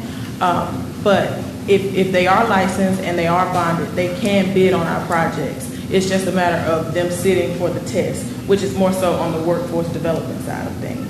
So we wouldn't be able to pay for it with the CDBG funds or maybe even the community development fund because that has to go into the community. But maybe we could start a conversation with the Voc Center and talk about some opportunities there to assist these contractors with sitting for their exam.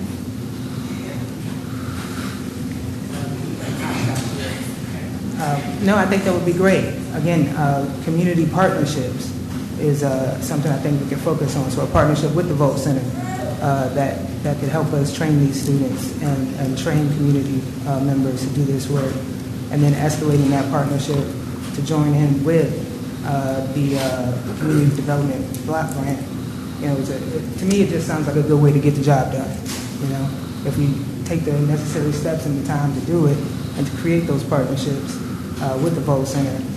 These are resources that we already have, right? So why not do the best to use them? Thank you. Thank you.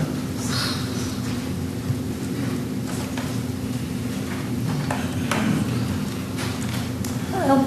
I just wanted to say that I'm very grateful that you've chosen to do the scholarship programs for Parks and Rec as part of this year's Community Development Block Grant. I've been here supporting people that have talked about the expense of programs, and I've been here myself being critical of the Parks and Rec budget. So I wanted to come here and say something nice instead and say I'm really excited to see that. I appreciate the transparency about the process not being worked out yet. I'm looking forward to hearing more about it. And now hearing that there's money from so long ago that hasn't been able to be spent, I'm also looking forward to hearing how the scholarship program shakes out in a year. And hear if the money was able to be spent and if it all worked out or if we need to go a different road. So thank you all. Thank you. Does anyone else like to speak on item number 15? If no one wants to speak, Mayor, make a motion to close the public hearing. Second. I have a motion and a second to close the public hearing. Is there further discussion? Hearing none, all those in favor say aye. Aye. Any opposed? Public hearing is now closed. There's no further action needed on this item. So we'll move on to item number 16. Conduct the public hearing and consider adopting an ordinance to amend the electric rate schedules. Mr. Bouchard.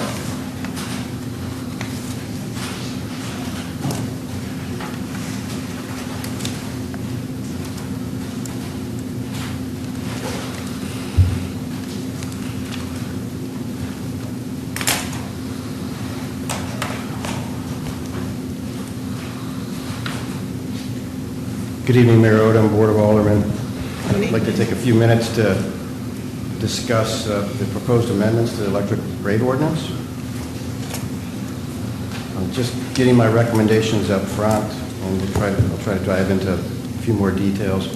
I'm recommending a 3% rate increase for all metered and unmetered electric rates, modifying our current PCA to recover uncollected power supply costs by adding a balancing factor to the PCA and removing the 1.5 cent per kilowatt hour cap from the PCA. Also included in the proposed amendment is our Schedule 60, which is our renewable resource facility credit, adjusting that energy credit on a monthly basis as opposed to a fixed credit that's only adjusted at the time of rate setting. Just a quick recap. As you recall, we had two workshops earlier this year in April and June. We discussed operational updates that I had at the time, our operating budget from fiscal year 26, fiscal year ending 26, our capital 5-year plan, our wholesale power supply rate plan, which is a 5-year forecast. We reviewed electrical financial study with presentations by utility financial systems as well as myself, identified under recovery of power supply costs since the time of the PCA was approved, December 1st, 2025 until now. It's about $2 million that we've under recovered in our power supply costs. Over the last 12 months, it's about $2.5 million, and if you go back further, 24 months, it's about $4 million in under recovery of power supply costs.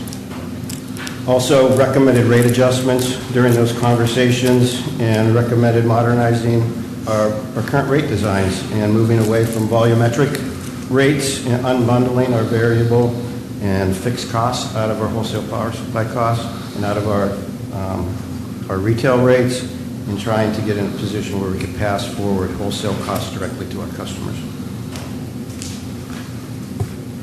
Considering rate modernization,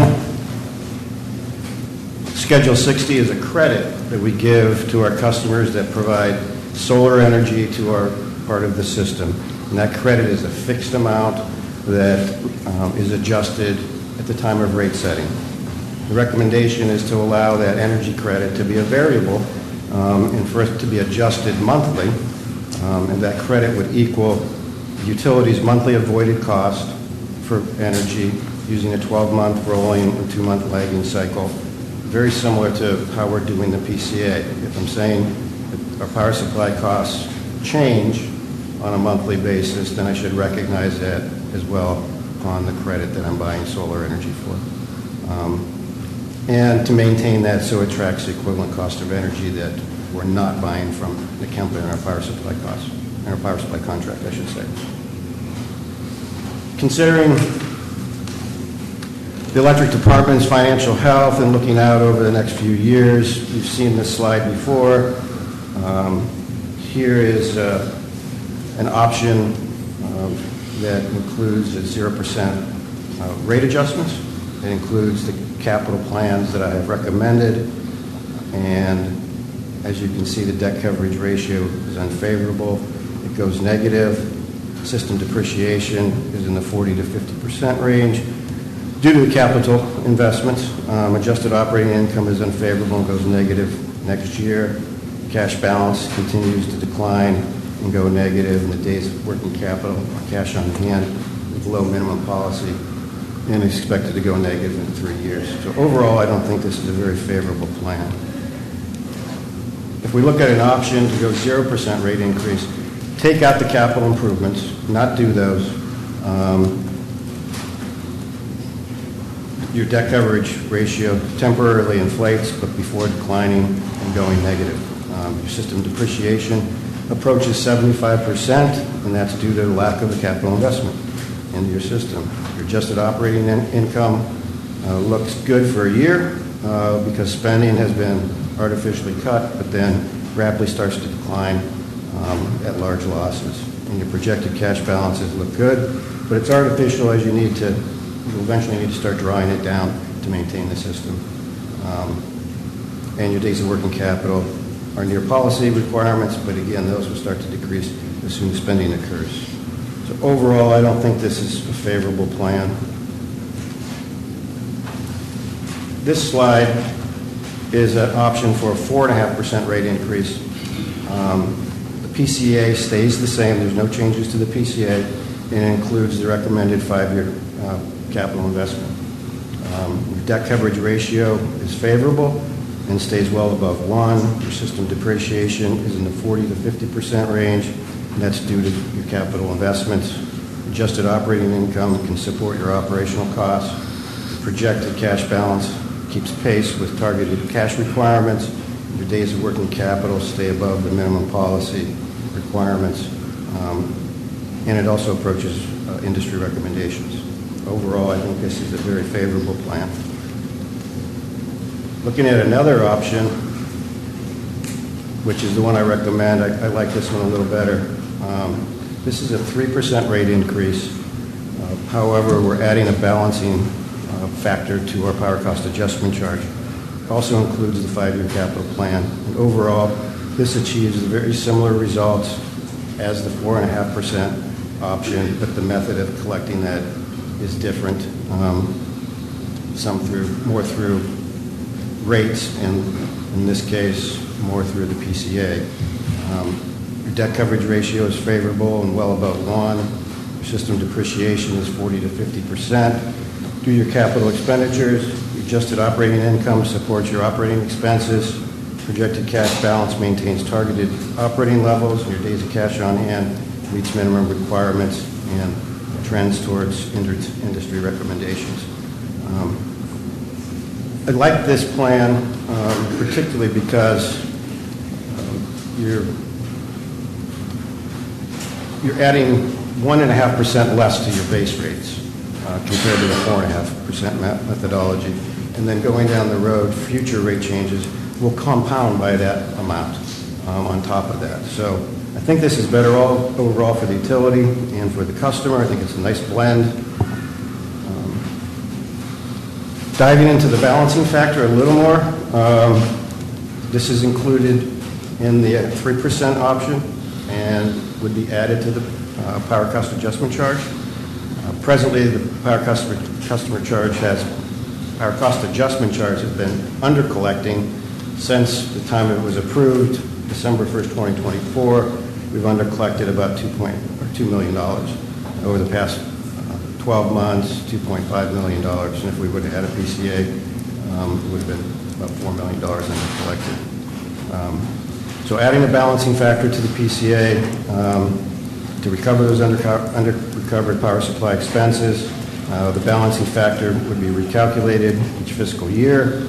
The amount would be fixed for the entire fiscal year and then recalculated at the start of each new fiscal year to maintain recovery of last year's under recovered power supply expenses.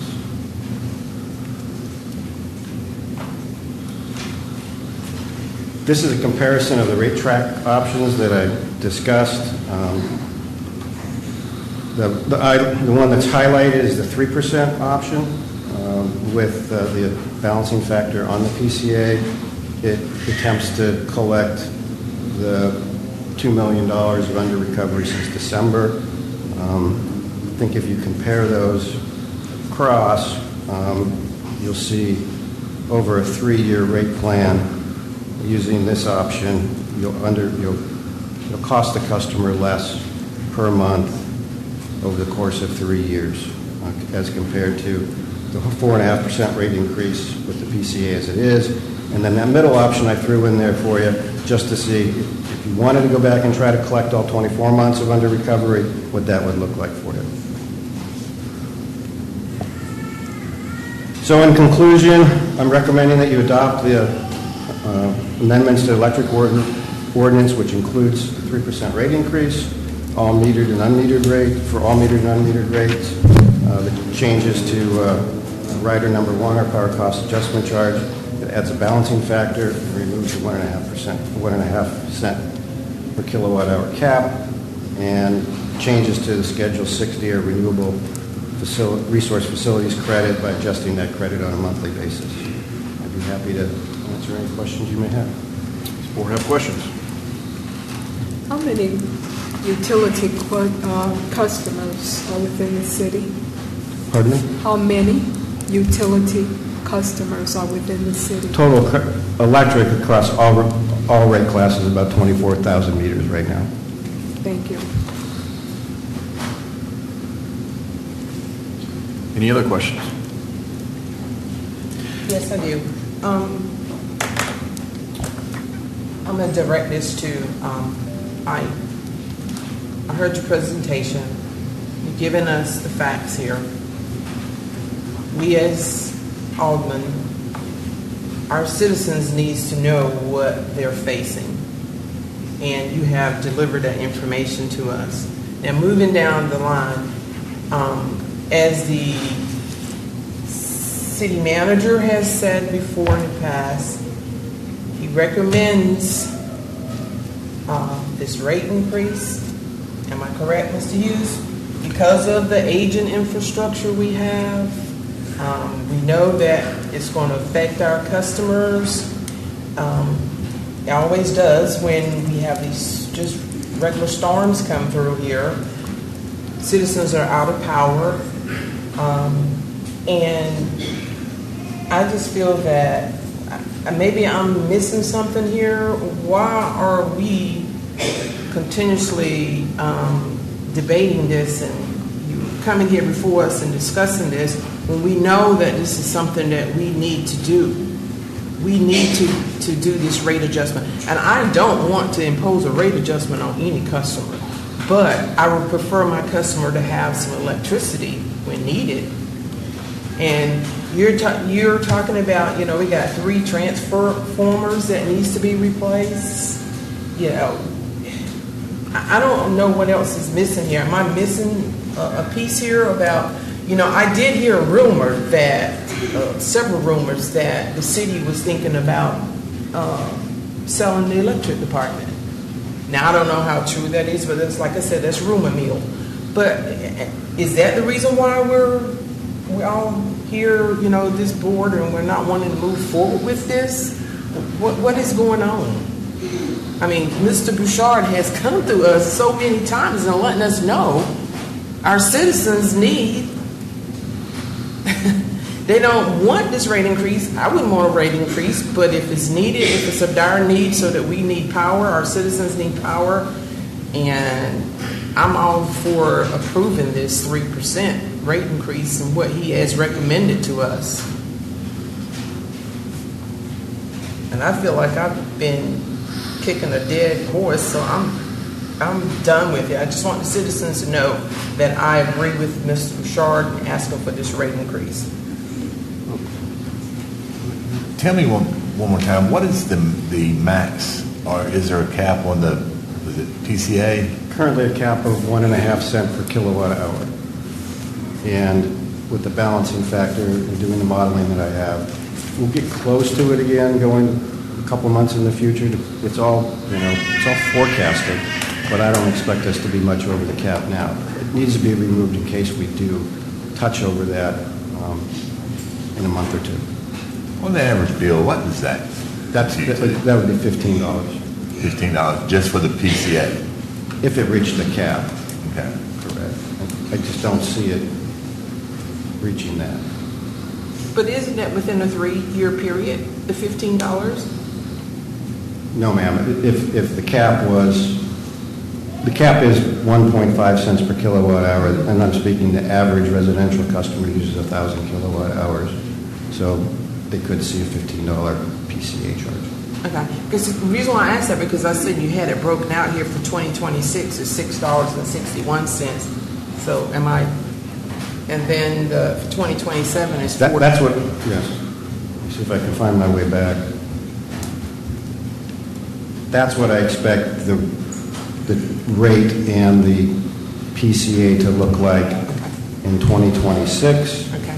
At $6.61, I think that would be equivalent increase to the customer's bill. You'll notice in 2027 that drops off. That's because we've recovered that money that was under-recovered since December of this year, and then it starts to stable out. And as long as we keep consistent with that under-recovery, I think it flattens off. I like that better than a fixed 4.5% rate increase that just will compound time and time again.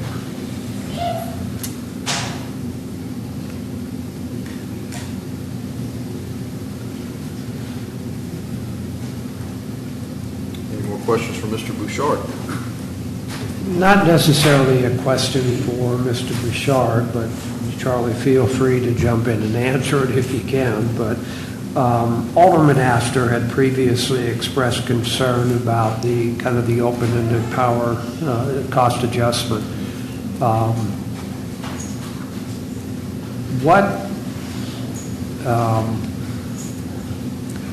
Not sure how best to answer this or to ask the question. What do we need to do to ensure that this issue gets revisited in a year's time? Because, this board, with the upcoming elections, there may be more than one new face on this board. And they need to have an opportunity to wrestle with this issue, I think sooner rather than later. So one question for city manager or city attorney, is there any way of putting a sunset provision in the ordinance addressing, the PCA charge to ensure that this issue will be revisited in a specific time period? Well, one thing we started doing, this is with this budget process, this was the second year in a row. As part of the budget, we had the utility director make this presentation on why he felt there was a need for a rate increase. And so the goal is to continue doing that. If the board votes on this increase, it's going to be interesting to see 1 year from now if that increase met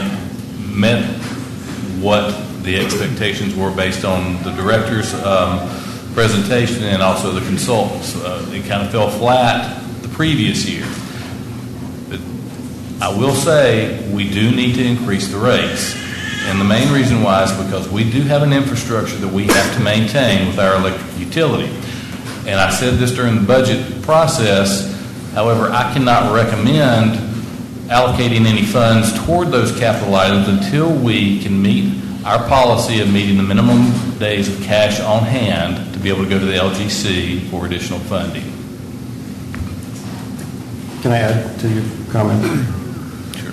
I would say that in the electric rate ordinance, all of the rates, excluding the PCA and the proposed changes to Schedule 60, have no requirement to adjust them.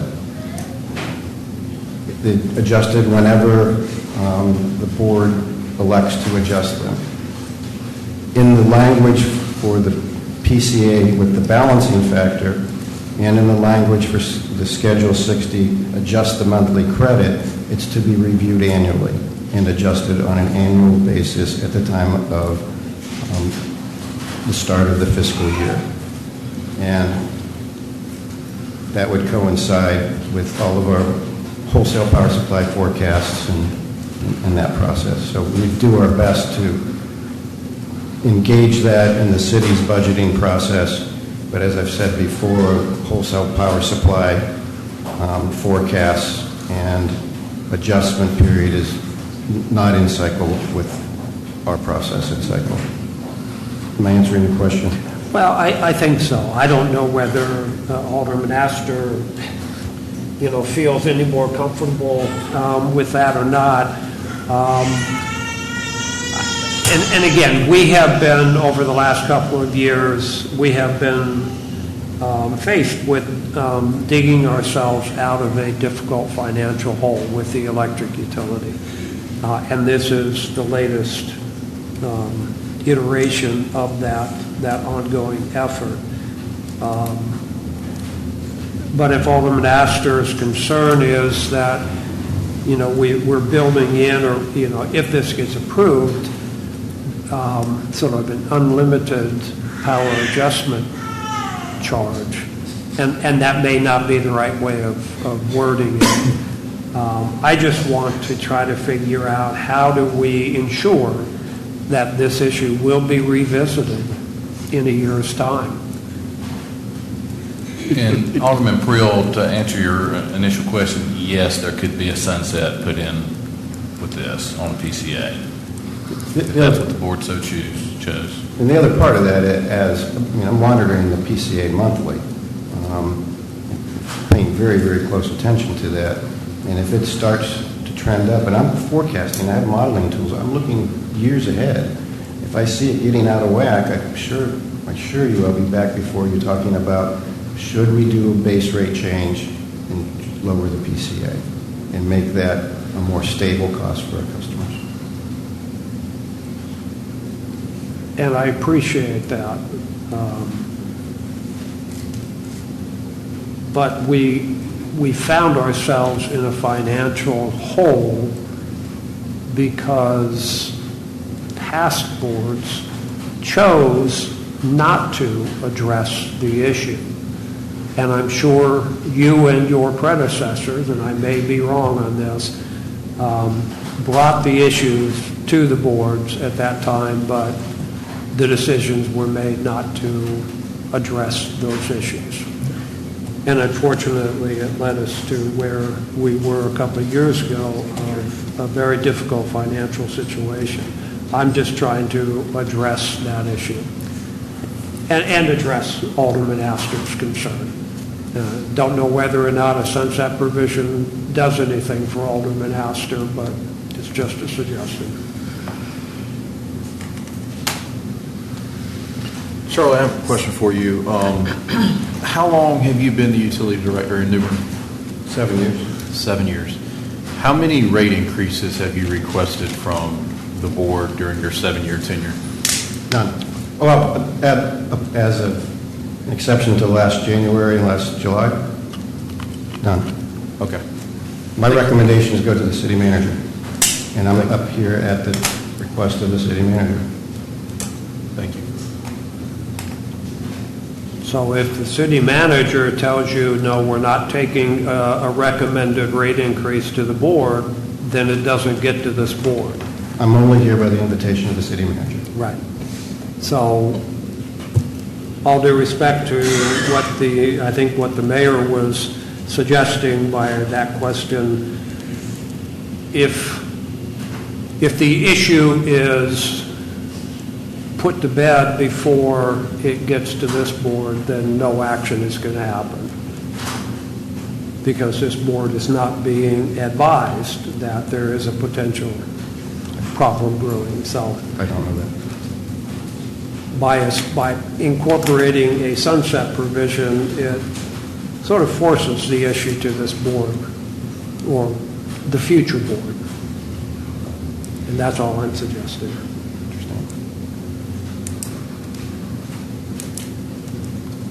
Any more questions for Mr. Bouchard? Yes, I just want to sum this up, Mr. Bouchard. So if we do nothing, we're still currently under collecting $2 million, you said, a year, correct? Yes, in power supply. Exactly. Yes. So we're under collecting that. So the way that it stands right now, the city is not financially solvent to, at this point, with the electric department in the condition that it's in, where you can even, if you wanted to, request whatever, to go out and try to get a GO bond. I believe I'd have to refer to our finance department, but looking at the slides that I looked at, I think people would laugh at us. Okay. We ask them for lending right now, given, if we do nothing to your original comment. That's why I just made that statement, because that's what Ms. Kim told us at the last electric workshop we had. Yeah, I think she's accurate. Yes, so that's all I have.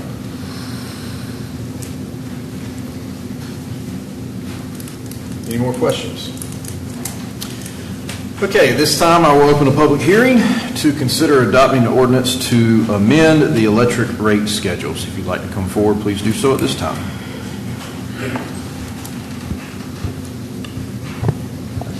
Hello again. And City Manager, I left you out because you're part of this council manager form of government. If things are according to charter, the Board of Aldermen is the Board of Aldermen, and you vote as one. And the mayor presides over the meeting and directs people. And then the city manager used to sit next to the mayor, but he was lowered sometime after 2009. Thank you, Ms. Carr, but it needs to be relevant to the public hearing for electric rates. Well, I'm going back in history because in the 1970s, it was initiated by the Board of Aldermen to seek funding for Carolina Power and Light and Power, CPL, to get a bond. And that was a revenue bond. And at the time, who knows how much the city paid, because I just can't, the details are sketchy. But the utility has been paying for that, and the payment ends this year. So going back to 2015-ish, the mayor was on the board and Alderman Kinsey was on the board when there was a deal, when Duke and Progress merged, and a deal was made, something to deal with the rates. I don't know, it was closed session, and I haven't sought through the city clerk because there's just too much information. So I'm just asking you simply. in May of 2024, this Board of Aldermen, four of you, voted to support Mr. Bouchard's electric rate and a PCA. Then, that was during the budget talks. Then it came to the board making a final decision on rates, and Charlie had presented all the information. I was there, so I'm not like imagining this, right? He presented the board all this information and the rates, and they were set, and there was a public hearing. And then the mayor said, I want to match Duke's rates. Everything changed. That was last June or July, it was around then. So then the mayor's like, no, we're going to give you whatever percent, 3%, whatever the amount was. So that's not, going with whatever the Department of Public Utilities director's telling me. Like, he's been an engineer for, I have no idea, right? That's his job, that's what he does. Instead, he keeps revising to try to catch up with Duke's rates. So I guess my question is, I know I got a lot of them. The board has the legal authority to take 5% of the gross revenues from the electric fund. Y'all have that power through state statute. So I don't know if that's what Mr. Bouchard was referring to, but it appears to me that these rates are being raised. It was a 6% rate and then a 6% rate, but it wasn't, a PCA was not added, or it was restricted. So this authority to take 5% of the gross revenue, the money is just going up. That's being taken out of the electric department, and it's being put in the general fund. And I'm not saying anything shady going on, because that's a legal issue. But you're not addressing the actual problem that the consultant said during the financial study, that there was an aging system, it's affecting reliability, and I don't know if there's an N1 contingency or not, but there's a situation going on with the system. And by keep funding it with funding the utility without, or keep taking money out and transferring it to the general fund, what is this about? The Duke Energy or the Carolina Light and Power bought the assets that the city owns, the whole electric system, or I'm sorry, I apologize, the plant, the generating plant that they paid this revenue bond for. And I know I'm really sounds confusing, but I'm bringing this home right now. So by taking the money out of the general fund, keep raising the rates without adjusting the power cost, you're not collecting the actual cost of the power. So is there something in that closed session which may be available to the public now that was said that when the contract ends, then we can, the 5% will be lifted or something? Was there a deal made that nobody is aware of except for the mayor because he was there, and possibly Alderman Kinsey? Mr. Davis, I typically don't want to go down rabbit holes, but let's be clear. Anything that took place from negotiations and closed sessions during the Nekempa and Duke buyout was made public because this board or previous board, Board of Aldermen, voted to accept that agreement, which became public, correct? That is correct. The city was not a direct party to that settlement between Duke and Nekempa. And any rates or any deals would be evidenced by a document that the board would approve. And every time the city changes our rates, there's a public hearing. Yes, sir, by law. And it's voted on by the full board, and the majority of the board determines the rates. Correct. Okay. Yes, sir. Thank you. Okay, is the city of New Bern not a member of one of the 32 members that are part of NCEMPA? And the city of New Bern has, actually, I think Alderman Astor is part of the current board for NCEMPA. Is that true or not? Yes. Yes, ma'am. So how is the city not involved with the buyout? We were not a direct party to that buyout. In Kemba, I think the city's one of 32 or 36 members. So the city's 1/32nd of that entity. So in that sense, the city has a vote within Kemba, but the city's not in charge of the negotiations or that global resolution between those two entities. Charlie, feel free. Sure, tracking an issue, but I'll try to add some clarity. NCEMPA, which is a power supply agency that we're a member of, has a contract with Duke to buy wholesale power. Yes, sir. That's between NCEMPA and Duke.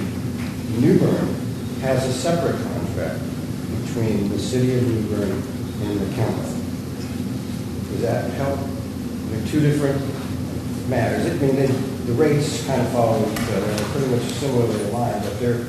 Yeah, the issue that's being raised is there some unknown deal between the city and NCEMPA or the city and Duke that has not been disclosed. And the legal issue we're making is that all those documents, records, agreements are in writing and were approved in public, so there could not possibly be a secret deal between New Bern and Duke or anyone else. And I haven't looked at all of those the closed session meetings, because basically a closed session meeting just said this happened. So I wasn't there. There was no transcript of closed session. So I'm just trying to get to the bottom of how did this board be fully, totally on board, and then the mayor says, no, we're going to match Duke's rates. And now, and Mayor, you're shaking your head, but you said that, I'm right? shaking my head because you're inferring that I overruled the board and made a suggestion and the staff followed that direction, which did not happen. I simply made a suggestion that instead of coming back every 6 months or every year asking for more money to close the gap between where we are and where Duke is, if the city would mirror Duke's rates, we wouldn't be having this discussion tonight. The board didn't go along with that unless I'm completely losing my mind. The board didn't go along with that. The board took other action. Okay, 3 members of the board, which is the majority of the board, 2... No, four members is a majority of the board. You have 4 members on the board. So the majority of 4 is, you have 2 aldermen, Alderman Kinsey and Astor. And then you have 3 people, the aldermen that voted to raise the rates. So then at the very end, Mayor, you voted and you blocked that, right?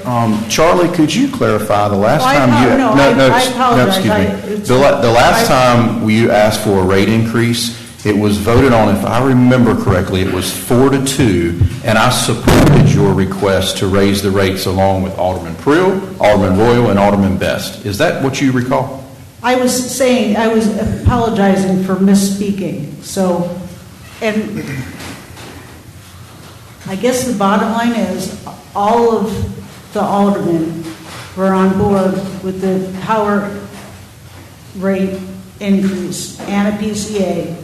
And then that meeting when it was all brought in front of the board for sign off, the mayor said, no, I think we need to do this. And then Alderman Astor and Alderman Kinsey said, yes, let's raise adjust to Duke's, like a penny underneath Duke's rates. Is that addressing the issue with the city electric department, or is that a political move, number one, and there was discussions made behind closed doors?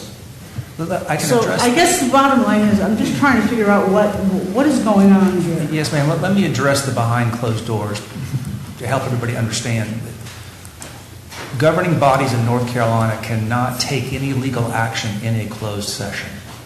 That's legal rule 1. They can't take secret actions.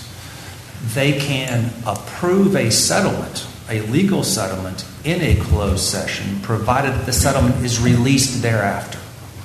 So to the extent there was a discussion in 2015 about the Duke and Kempa settlement, there would have been discussions about that settlement.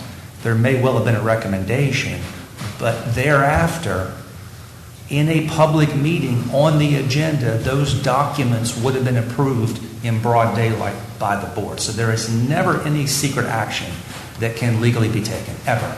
Okay, I totally understand that.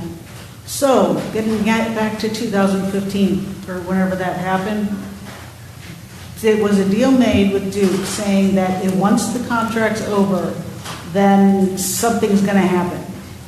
Or, I mean, can you tell me what happened in a public meeting that you were part of? I don't even know where to start, to be honest with you. I mean, you're asking about something from 10, 11 years ago.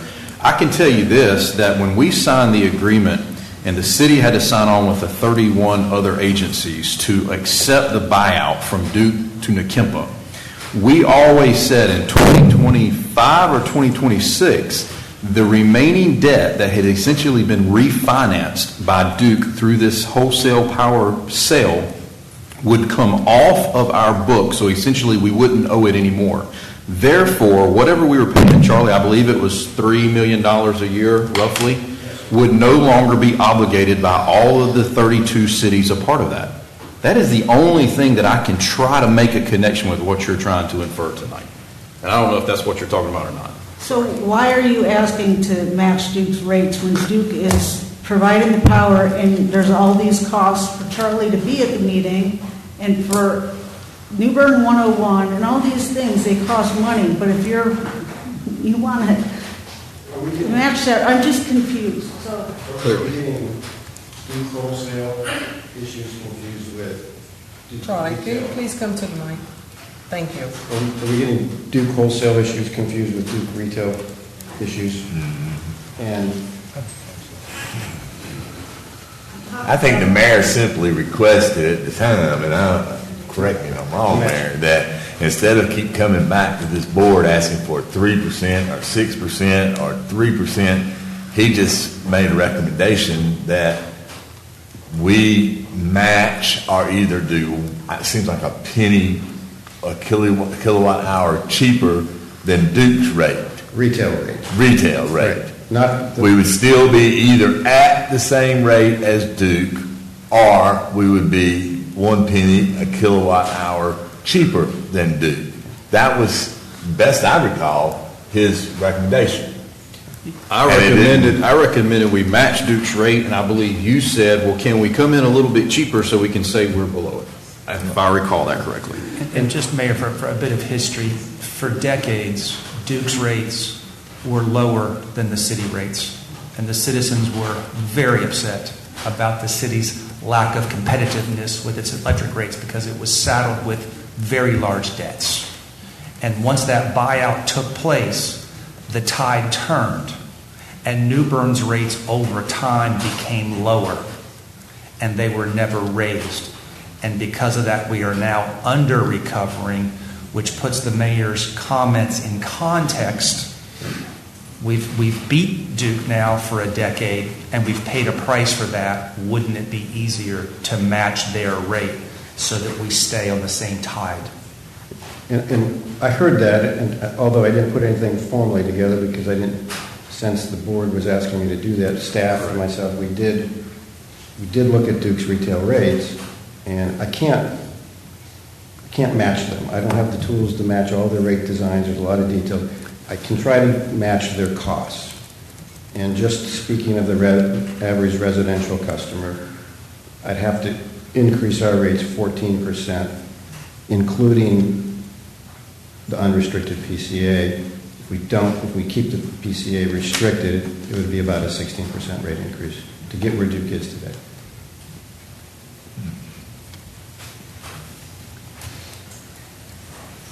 So getting back to all this, you lost $2 million, or it's going to be at the end of the year, it's going to be $2 million have not been recovered because the rates weren't, the 3% plus the PCA was not added in May of 2024. So here we are, and then that $2 million is being transferred to the general fund. How do you ever catch up? And that's it. Thank you. Thank you, everyone, for being so patient. I'm just trying to fill in the dots because the mayor has not responded to any of my requests for comment, information, but he goes on the media and talks about this situation. So here we are.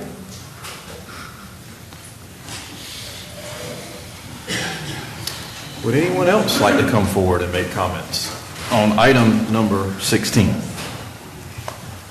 Yeah, I ain't gonna take up too much of your time, but I did have a couple of questions. I saw on the chart, it said bond issue with fees included. 1 year was about 28 million, the next was 29, the next was 27.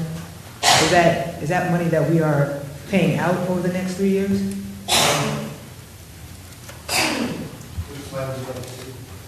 There was a slide that had bond issue with fees included, and it said 28 million for 1 year, 29 and 27 for. That one? Yeah, is that money coming in? No, that's. Is that money coming in? Or is that That's what I'm asking for. If you look at the column on the left, the capital improvement plan, those dollars should match what I'm asking, what we're doing in bonding. That's what the request. Correct. That would be In this essentially 3%, wrong. in this 3%, we will be getting that match. Well, Is that? I believe we would be financially qualified, but we still have to go to the market, and that falls more in line with what our finance department can. You're asking Use the to issue microphone. bonds. You're asking to issue those bonds over the next few years. I'm not asking to issue bonds at this point in time. All I'm trying to do is get the money so that we're in a position that we get asked for lending, most likely in the form of a revenue bond. In those amounts? Yes. Okay. I think maybe to help answer your question, at the present time, the electric utility is not in a position to be able to issue revenue bonds. The state will not allow that to happen because of our financial condition in the electric utility. So what Mr. Bouchard has been recommending to the board is that we have to increase the rates to generate more revenue to put the utility into a position that would allow us to request the state's approval to issue revenue bonds. Okay, I appreciate that clarity. I just want to take a few more moments to say that the public banking initiative could also be another recourse for this issue. Y'all have a good one.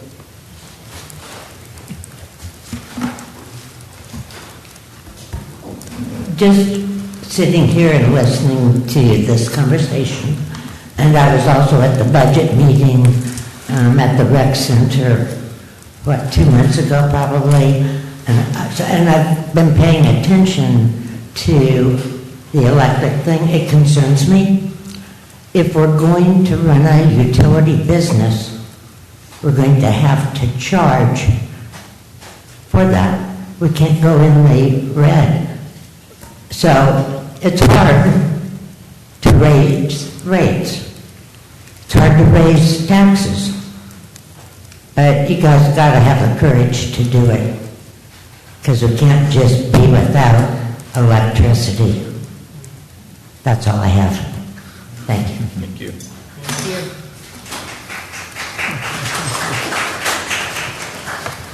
Anyone else?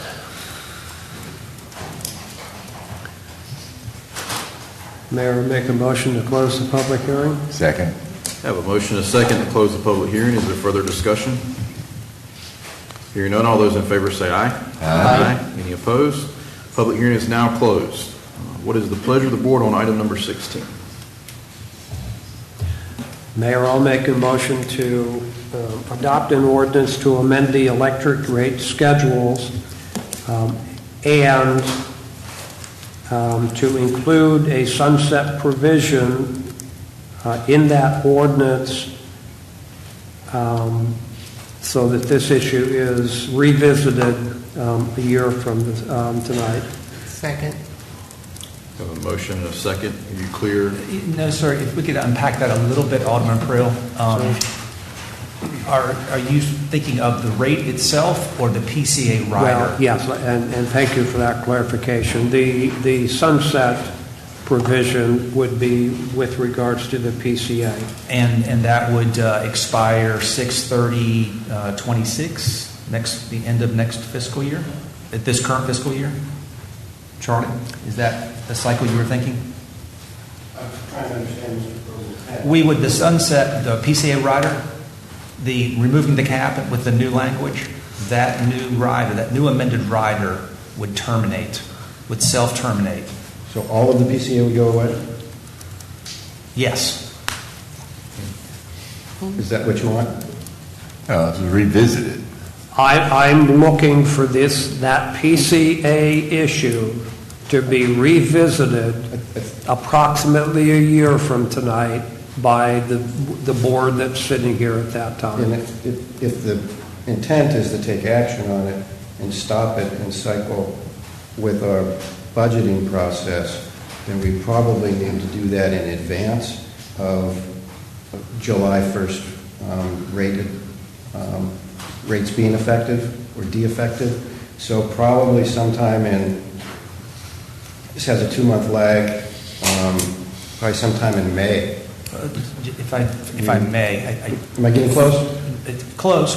For simplicity, if it expires on 6/30 at the end of the fiscal year, you will have had your whole budget season to talk about it, think about it, so that as part of the budget, that rider is addressed. Okay.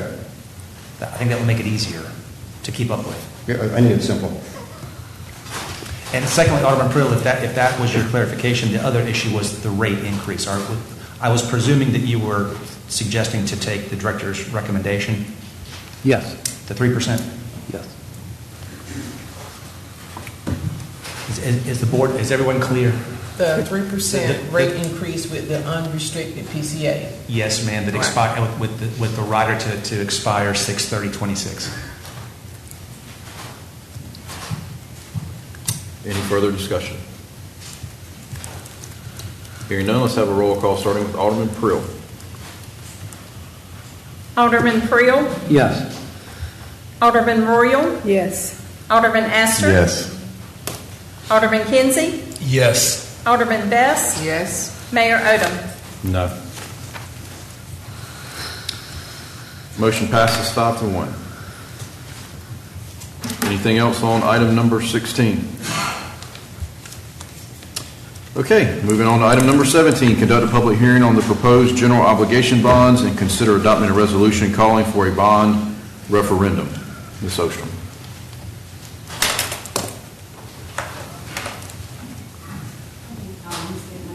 There. While she's getting her side up there, Mayor, can I make an announcement, please? Sure. Someone lost some tickets out in the area by the ladies' bathroom. I have them if they're still here, but someone lost some tickets. Parking ticket or? No, these are, I can't say what tickets they are because anybody can say, "What? Those are my tickets." Okay. I can say, "Those are my tickets." An event ticket. Tickets for an Yes, event. an event ticket. Okay. Okay. After discussion over the past year or so, the board is pursuing general obligation bonds for streets and sidewalks, parks and recreation, and stormwater projects, totaling $24 million with an estimated tax rate impact of 2.75 cents per over 20 years. The estimated annual cost is $27.50, which is $2.29 per month for every $100,000 of assessed property value. So an assessed value of $200,000 would cost about $55 annually, which is $4.58 per month. $300,000 of assessed value would cost $82.50 annually, which is $6.88 per month. And $400,000 of assessed property value would cost $110 annually, which is $9.17 per month in additional annual taxes. At the last board meeting, the board approved the first reading and called for a public hearing. After the public hearing tonight, you will be asked to approve the second reading of the 3 bond orders and adopt a resolution calling for a bond referendum, which is needed to present the referendum to the voters to decide on in October.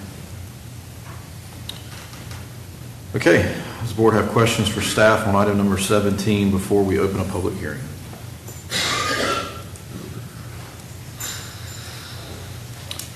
Hearing none, at this time I will open a public hearing on the proposed general obligation bonds and consider adopting a resolution for calling a bond referendum. So the public hearing is now open. If anyone would like to speak, please come forward.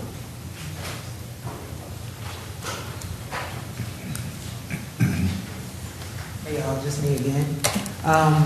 In regards to these bonds, it was mentioned in the workshop that a bank could possibly take the issue of these bonds without you having to go through the steps of getting your bond rated. You might be able to issue these without those additional steps that incur additional fees. I would like to suggest, as I have a few times this evening, that a public bank could be a bank that takes on those bonds at a favorable rate to the city. That way we can get these infrastructure needs taken care of properly. Thank you.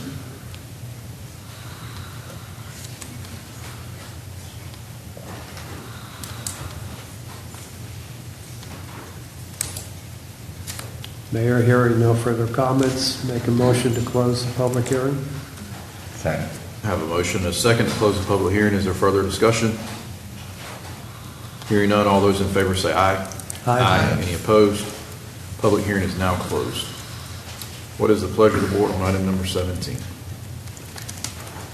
Mayor, I'd like to make a motion to approve the 3 bond orders on second reading and adopt the resolution calling for a bond referendum on the 3 orders. I have a motion. Do we have a second? A second. Motion and a second. Is there further discussion? Hearing none, let's have a roll call starting with Alderman Royal. Alderman Royal? Yes. Alderman Astor? Yes. Alderman Kinsey? Yes. Alderman Best? I just want the citizens to know before I cast my vote that by no means am I not for this bond referendum, but I do not approve of some of the wants that are included in this bond referendum. I think I could approve for the stormwater, but parks and recs, those are amenities and upgrades. Streets and sidewalks, we have funding within our Public Works Department for streets and sidewalks and other revenue sources for the city. So I cannot support this bond referendum at this time, and I vote no. Alderman Creel? Yes. Mayor Odham? Yes, motion carries. Item number 18, update from New Bern Housing Authority on C&I status, and consider adopting a resolution to certify a Choice Neighborhoods partnership with the Housing Authority of the City of New Bern. Mr. Hughes. Mayor, at this time I'd like to ask Mr. Reggie Barner with the Housing Authority to give us a brief update on the status of the C&I process, and then he's going to go into a discussion on his request for the MOU with the city. Good evening, Mayor and Alderman. Thank you all for the opportunity for myself, board chair, and staff to be able to be present this evening to kind of give you an update. We've given an update on several other occasions, and this evening want to let you know that we're almost complete with the master plan process that we've been going through for over the last year. We will culminate that, and we're inviting you, as we've done before, we're inviting each of you to come to a culmination presentation on September 16th at the Stanley White Center at 5:30 p.m. Our consultants will be in town to present the final presentation. Some of you all, Alderman Creel, the mayor, and others have attended some of those work sessions that we've had over the last year, and we will present the final presentation at that time. The flyer that's presented up on the board focuses on that, and again, we invite you all to do that. Before I get into the CNI partnership, are there any questions thus far on anything that we've been involved in that we've kind of tried to keep you all abreast of? But we do look forward to seeing you on September 16th. So since your meeting in April that you came before us, nothing has changed with the actual planning of, or anything has changed within the CNI grant? Nothing has changed as of right now. The biggest thing that we're focused on, Alderman Best is focused on working with the city and staff on zoning changes, making sure that we're in compliance, and making sure that the proposed unit mix that we're proposing on each of the sites. As you all know, the three main sites that we're focused on at this time is one, the Trent Court location naturally, two, the Days Inn site, and three, F.R. Dennis, the West Street School site. So those are our three main targets right now. Let me be clear again tonight. We do not own the school. We're in consultation and communication with the school district. We're working to get the environmental reviews. We're in negotiations with the school district. But just like the Days Inn site that you all own, we do not own that site. So I don't want to mislead anybody when I mention that location. It is only for planning purposes, and it is our desire, if things work out, to move forward. But currently, we do not own that site. Being no other questions related to the CNI process that we've been going through, as you all have before you this evening, the partnership agreement between the city and New Bern Housing Authority. And let me kind of go back in history. You all, before my time in the city, partnered with the Housing Authority to receive a planning grant back in 2014, 2015. So that was a partnership between the city and the Housing Authority at that time. It is generally a two-phase process. First, you get a planning grant. So you received a planning grant of a little over $400,000 that you do community charrettes and community involvement, and then get the input of the community to create this transformation plan. You all created that. Since myself being here and working with FEMA, we're required, in order to to receive the FEMA funds, FEMA has allocated and set aside about $40 million for us. They released $8.9 million for me to be able to do a master plan process, and that's the funds that we're using to do the CNI process, and we'll use to do the grant application. And so when we got involved in that, the consultants that we selected that have experience that we've shared with you all before, they have every application that they've applied for with CNI, they've received an award for. So they've never lost an application on CNI before. So we did a good job of selecting one of the best firms in the country to help us with this application. But with that being said, we had to update, in that whole year process that we've been involved in, we've been updating that previous transformation plan to make sure it's in line with what we need to go forward with the application. But in order to do the application, just like you all did when you did the planning grant, it has to be a partnership between the city and the Housing Authority. And so then the question is, why would the city be the lead versus the Housing Authority as lead? We want to be competitive. And so keep in mind that New Bern is competing against cities like Dallas, San Antonio, Los Angeles, Seattle. So generally speaking, it is a very, very, very competitive application. We're applying for almost $50 million. And so when you have a small community like New Bern, our chances are already slim. And so we've assembled the best of the best on our team. And let me be clear, you all as a community have been great to work with. The community partners have been engaged. Marvin, Foster, and others have seen that in live. Alderman Priel has been there and seen where the community partners have come out and supported this. So we feel like that we got an excellent chance whenever that NOFA comes out, but we want to win.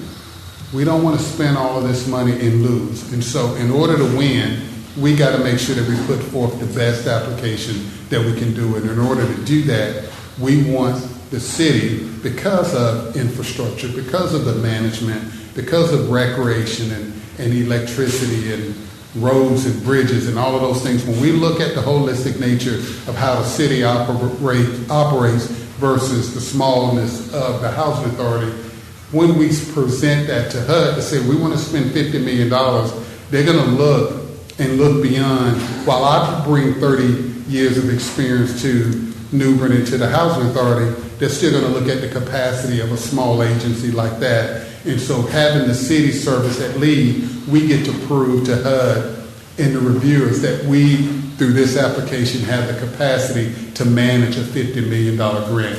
You all as serving as that, you would be that responsible party. No, even though HUD has the ability, once that award is given, to come back and say, hey, you're in default of not managing that in the right manner, they've not taken one back. So to date, they've not taken a grant back from a city that may have fallen in default. They give you a chance to have a cure period, to get yourself back together and move forward. But we feel like by having the city serve as the lead partner in that application process, it positions us better to be able to receive the award. And that's why we're asking you all to do that. And so when we also look at a part of that $50 million, you say, okay, well, Reggie, if we take on that responsibility, there's a cost associated. We got staff time, we got other expenses associated from a staff standpoint. Please keep in mind that 5% of the award can be utilized internally for that cost. So if we got $50 million grant, 5% of that, so $2.5 million of that can be utilized by the city to help administer and handle the responsibilities that come along with it. So it's not a freebie from that standpoint. You're not doing this and not getting reimbursed for staff time and cost. There is an allowed cost that's associated with it. So I'd like to open it up for any questions. I think the resolution that's been presented, our attorney, Scott, both worked on it. We're comfortable with it. And so the resolution that's being presented puts us in position. We want to make sure that we're hoping that the notice of funding availability comes out this fall. And so our whole plan right now is to complete the master plan by the end of July. I will take it, my goal is to take it to my board by the end of August. And then when we have the presentation on September 16th, we will be presenting a fully baked and board-approved final plan. And so then, therefore, whenever the NOFA comes out, that is why we have to be ready. When the NOFA comes out, HUD only gives you 90 days to submit your application. And so that is why we want to make sure that all of these pieces are in place. Any questions? We'll have questions. Reginald, I know from the previous public presentation, you had indicated that the consultants, have been meeting with representatives of HUD with regards to the application that's being put together. Has HUD given anybody any indication as to whether this program is even going to be funded? So I'm going to answer it two ways. One, the previous two budget cycles, funding was in both of those budgets. Those funds are still there. Because it went from $140 million to $75 million, a decision was made not to issue a NOFA because previously they issued NOFAs at about $140 million. This administration has money in its budget for this program. So hopefully the answer is yes. There's previous money from the previous administration and there's money in the administration currently that is going towards this program. And that's why we think that we'll be on track sometime in the fall for hopefully a NOFA to come out. Okay. You just mentioned that the resolution that we have a copy of has been a joint effort between the Housing Authority's attorney and the city's attorney. In reading that resolution, I was a little surprised to see a reference to establishing an implementation advisory committee. It's sort of adding another layer, and I'm kind of questioning as to why do we need an advisory committee when the city would be the lead applicant, the housing authority is a co-applicant. Why do we need an advisory committee? It's just an advisory, as you indicated. It gives you all the authority and us authority to be able to place people from representing both agencies. Let's just say our board chair and someone from here, and you may have someone from staff that's attending and sitting on that advisory committee. For us, this is a template, Alderman Prill, that we're using from other cities. So the information, while they looked at it, we still, with our consultants, are utilizing a template and some of the requirements that HUD requires that we built into this resolution. So that implementation committee is built upon what has been done in other cities, but also, as an example, you all change. You make a decision not to run for election, and so when we put people on this implementation committee, whether you all are here today or next year, we got to be able to be consistent with who is representing that $50 million in funding. And so when HUD does that, we want to make sure that we got a collective group of individuals, whether I'm at the Housing Authority, you all are sitting here on as aldermen. We've now put together a core group of individuals that will help make sure that the ship is steered in the right direction, kept on track, regardless of internal issues at the Housing Authority or political issues here. Once those funds are granted, we want to make sure that we keep things on track. Alderman Prill, in addition to that excellent answer, another more practical answer is that in scoring these applications, there will be a box about community involvement, community input, et cetera, and this committee can help check that box, aside from the solid, practical implications of it. Okay, no, and I appreciate that. So this is, an advisory committee is not a requirement of HUD. It's not necessarily a requirement. It may be a requirement within the NOFA. But it is a template, and what we're trying to do, Alderman Prill, is put those things in place that are best practices of those cities that have won awards. And so this is one of those things as well. Just like, there is not an option. If you all say as a city, we don't want to be a part of it, there is no award that can be given to any community if the city is not an integral part of it or the housing authority is not a part of it. It is a partnership between the two. Now, who serves as the lead can be up for discussion, but those two entities have to be a part of the application process. Okay. But again, I think, if I'm not mistaken, it's not a requirement of HUD to have an advisory committee, but as you've indicated, as the city attorney has indicated, having an advisory committee will add another check for the application. And as I said, you all are, I hate to say it and I'm not trying to be disrespectful, you're voted in and out depending upon if you decide to run for election, not run for election. This puts us in a position to have an advisory board that's focused on this program that enables us to keep track regardless of the political whims of any party, group, or interest. This keeps this grant on track. Mm-hmm. And that is one of the key components that we're trying to focus on. And I don't have any problem with that. where I'm a little bit uncomfortable with this is that this is a new issue that has been presented. I don't recall ever hearing or seeing anything about an implementation advisory committee would be a part of this whole process. But where I'm uncomfortable is it's not fleshed out very well in this resolution.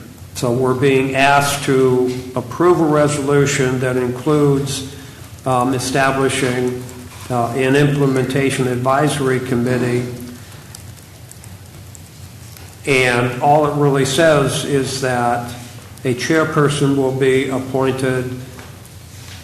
The Housing Authority and the New Bern Redevelopment Commission will have membership on the advisory committee, and then the advisory committee would decide who else to invite to be participants on the advisory committee. I'm uncomfortable with that because that doesn't really tell me a lot, and the word invite in there raises a red flag in my mind. The purpose of the advisory committee is not outlined in this resolution. So again, we're being asked to approve something blind, and I don't like that. I would rather see a more fleshed out proposal of what the advisory committee, who would be on it specifically, more than just the Housing Authority and Redevelopment Commission, what other entities might be participants. I would think it would be to our benefit to highlight that so HUD sees it and sees that the community involvement piece of it is there. But that's not done here. What the role of this advisory committee would be is not identified. If I'm going to vote on it, I'd like to understand that. The last item, it indicates that the mayor would appoint the chairperson. I would like to see the Board of Aldermen, including the mayor, would make that decision, not just the mayor. So this may be the way that other cities have developed a template. I would like to see this expanded further. In all due respect, you can make a motion. I'm sure that you can modify this resolution as you deem necessary. I think that what's been presented to you all has been well thought out. The modification that you talked about, whether it's the alderman make a recommendation to who serves on this committee versus the mayor, that's ultimately up to you all as aldermen to make that decision, and I'm comfortable with whatever you all want to recommend as it relates to that. But I think otherwise, I think what has been presented in the MOU, I think has been well thought out, and from my perspective, meets the requirements of the authority. And you're the one standing at the podium, so I'm addressing this to you, but I'm really addressing it to the city manager and city attorney because at least the city attorney has been involved in the drafting of this. I don't know how much the city manager has. So I'm expressing concern about us, the board, being asked to approve this resolution that includes this implementation, advisory committee, where that entity has not been really fully described the way I think it should be, so that the board understands what the role of that advisory committee would be and what its purpose is really for. So, and again, I'm just focusing my comments to you because you're standing at the podium, but I'm it's really completely focused comfortable with the to question. staff. Absolutely, absolutely. And I don't know whether or not anybody else on the board has that same concern, but I just wanted to express that. And I don't know whether I am prepared to vote in favor of this resolution because of that uncomfortableness. And I fully support this effort, and it would be unfortunate if I feel, it would be unfortunate, that I need to vote no because of how this is currently framed. Sure. Attorney Davis. Yes, ma'am. If the language within this document is changed, so highlight me, is when we're saying whereas the city, or are we talking about the city as a whole, or how are we using that word city? Is that including the Board of Aldermen, or how is that? Yes, ma'am. It would refer to the Board of Aldermen broadly. So in trying to find a solution, Reggie, refresh me, do we have a hard deadline on this? We don't. I mean, we got some time. Because I'm very happy, Alderman Prill, to take your notes and revise that language to overcome any objections. I'm very happy to do that as long as we don't have any time constraints. And if that's the only issue that's causing us pause, then we can address that for sure. Okay. Yeah, the only thing that's our goal, when do you have the Next month. 1 month from today. Yeah, our goal is to try to complete our final by the end of this month.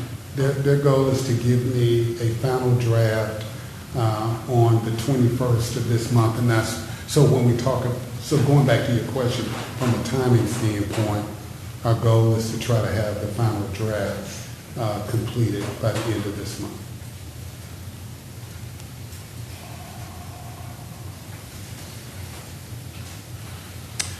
Another option would be to approve the proposed draft subject to my final revisions, subject to the city attorney's final revisions, which of course I would run by the board to make sure everybody is happy with that. That way we could adopt it tonight, subject to my approval, with our understanding that I will take Alderman Prill's notes, modify that paragraph, circulate that for comment back to me directly, not among yourselves, as a way to get on firmer ground? Let me add, I do agree with Alderman Prill. I'd like to see, as he so well pointed out, this language more defined, and I know that's what you're recommending. I'd like to see a better cross-section of our community represented in this implementation advisory committee. I see that again, the Housing Authority and the New Bern Redevelopment Commission will be part of the stakeholders. I'd like to see how broad that will end up looking, how you would change the language to be inclusive of the city. I'd like to see also, again, I know our mayor appoints the commissions to the Housing Authority. I know that you said that was a template that you were following from other cities. I'd like to see if that is not a rule from HUD, those appointments, what it would look like to appoint the chair, as Alderman Prill pointed out, that it could be done by the Board of Aldermen. That is my recommendation, and that's what I'd like to see. Mr. Davis, how long would it take you to draft a resolution with these updates? This week. So I could call for a special hearing or special meeting on July the 22nd at 6 o'clock at City Hall to discuss this one topic? Yes, sir.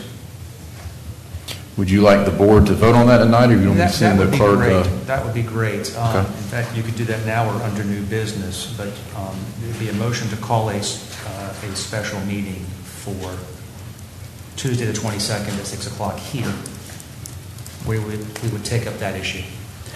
I'll be out of town. I'll be out of country. All right, so let me ask you this. What day does everyone have between now and the end of the month that we can have a special meeting? Next Tuesday can work. If, as was pointed out, that there are not any time constraints by HUD. It's a time Rather- constraint by the application. I'm sorry Right. to interrupt you. We're trying to complete the master plan. It's a twofold process. We have to submit, in order to get FEMA to release the $40 million that they have, we have to submit the master plan to them. So we have a twofold process. And so I did revise, Alderman Roy, I did revise my initial statement. There is a time frame because they're trying to get, the consultants are trying to complete the complete master plan by the end of this month. Thank you.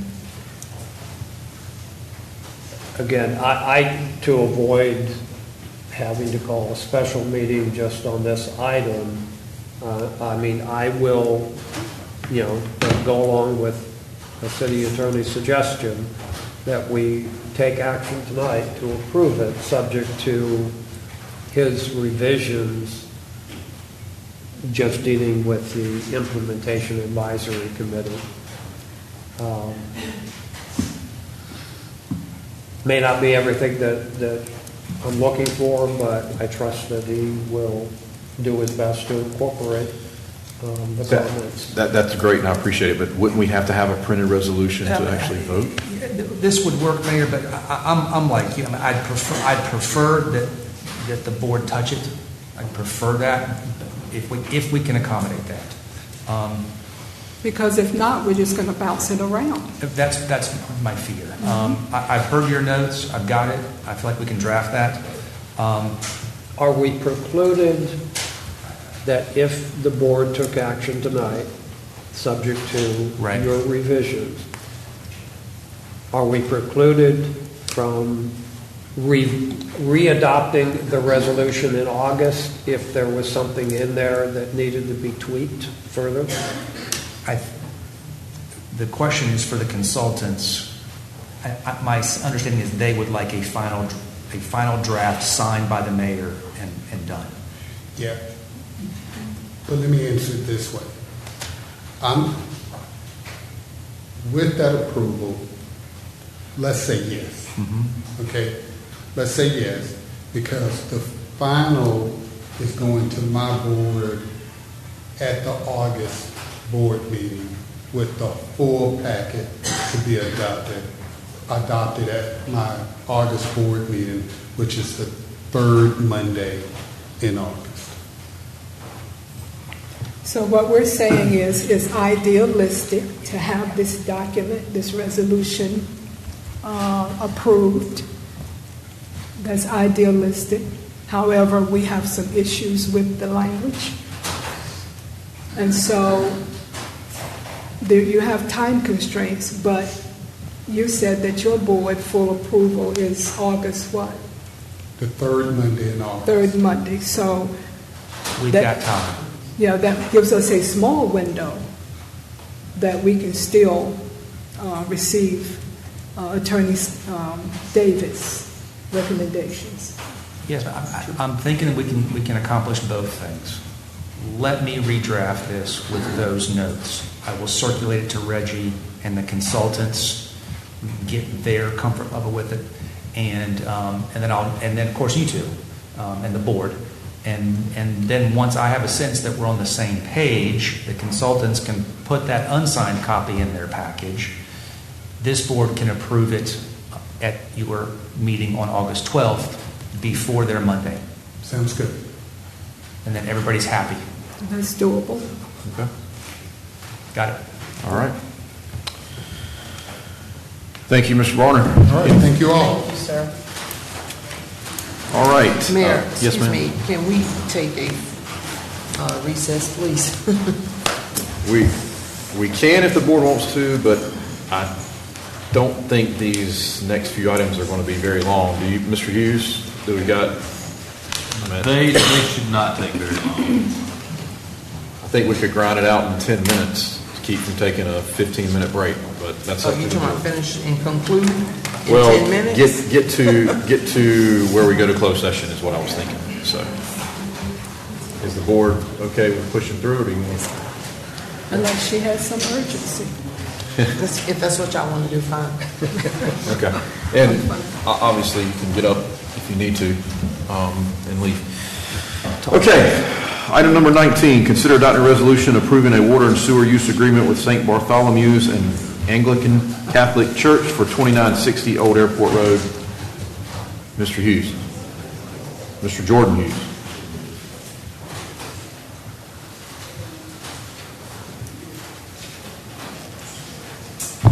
Good evening, Mayor, members of the board. The owners of 2960 Old Airport Road have recently reached out to the city of Newbern requesting connection to the city's water and sewer system for the development of a church facility on the subject property. As this parcel is currently outside of Newbern's municipal limits, they're required to enter into a water and sewer use agreement to establish, or before establishing service to the site. A copy of the agreement is included in the agenda packet along with a brief description of what they're doing, along with a map of the property. It's about a 4-acre parcel. It's directly across from the entrance of Bryce's Crossing on Old Airport Road, if you're familiar with the area. I'm happy to answer any questions regarding the project or the sewer use agreement. Does the board have questions? Do you have any inkling that they are moving to a new site, or you don't have that information?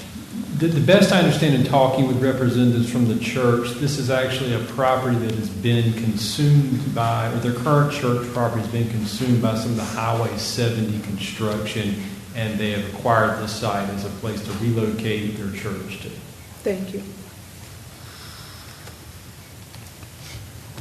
It's the pleasure of the board on item number 19. Is this building already under construction? It is not. Okay. Actually. This is still a vacant. I saw one being built back there off the road a little bit. I didn't know.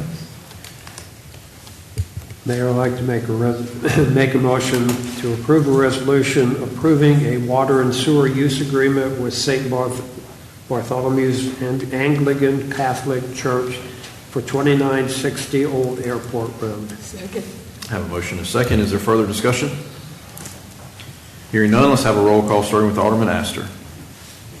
Alderman Astor. Yes. Alderman Kinsey. Alderman Best. Yes. Alderman Creel. Yes. Alderman Royal. Yes. Mayor Odham. Yes, motion carries. Thank you, Jordan. Next is item number 20, consider adopting a resolution approving a memorandum of understanding for the Croatan Area Fire Shed Partnership. Chief Locklear.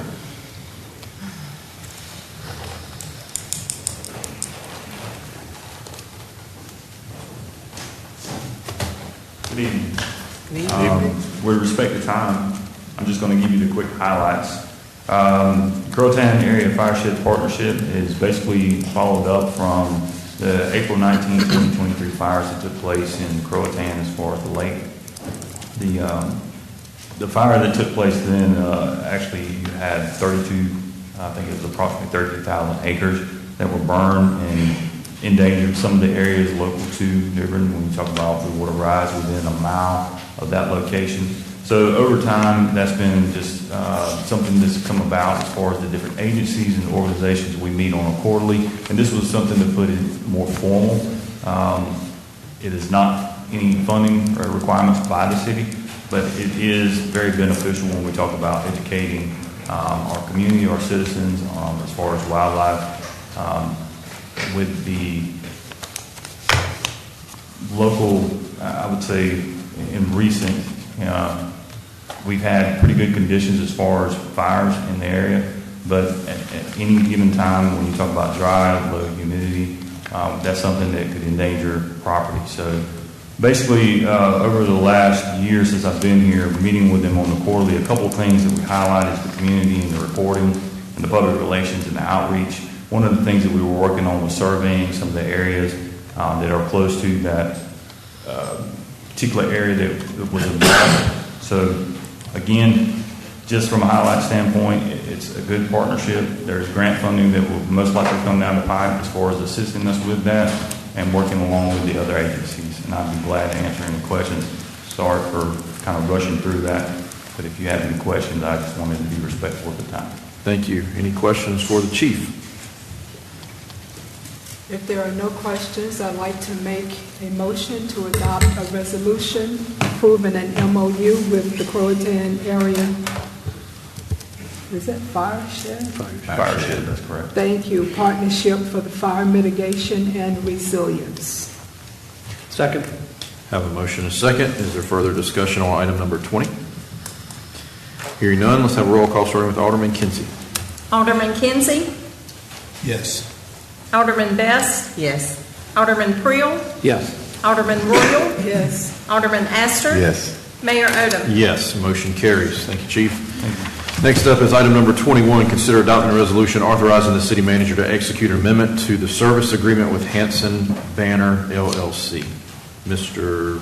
Bouchard. Good evening again. I'm here requesting that you authorize the city manager the authority to execute an amendment to our existing customer information and billing service agreement. The amendment adds necessary meter data management functionality to our complex billing and metering process. The MDM also enhances our data analytics and aids in the prevention of lost revenue. The cost of the amendment is $399,500. There are service and support fees of 30 cents per meter. However, that will be accounted for in future budgets and would not be necessary at this time.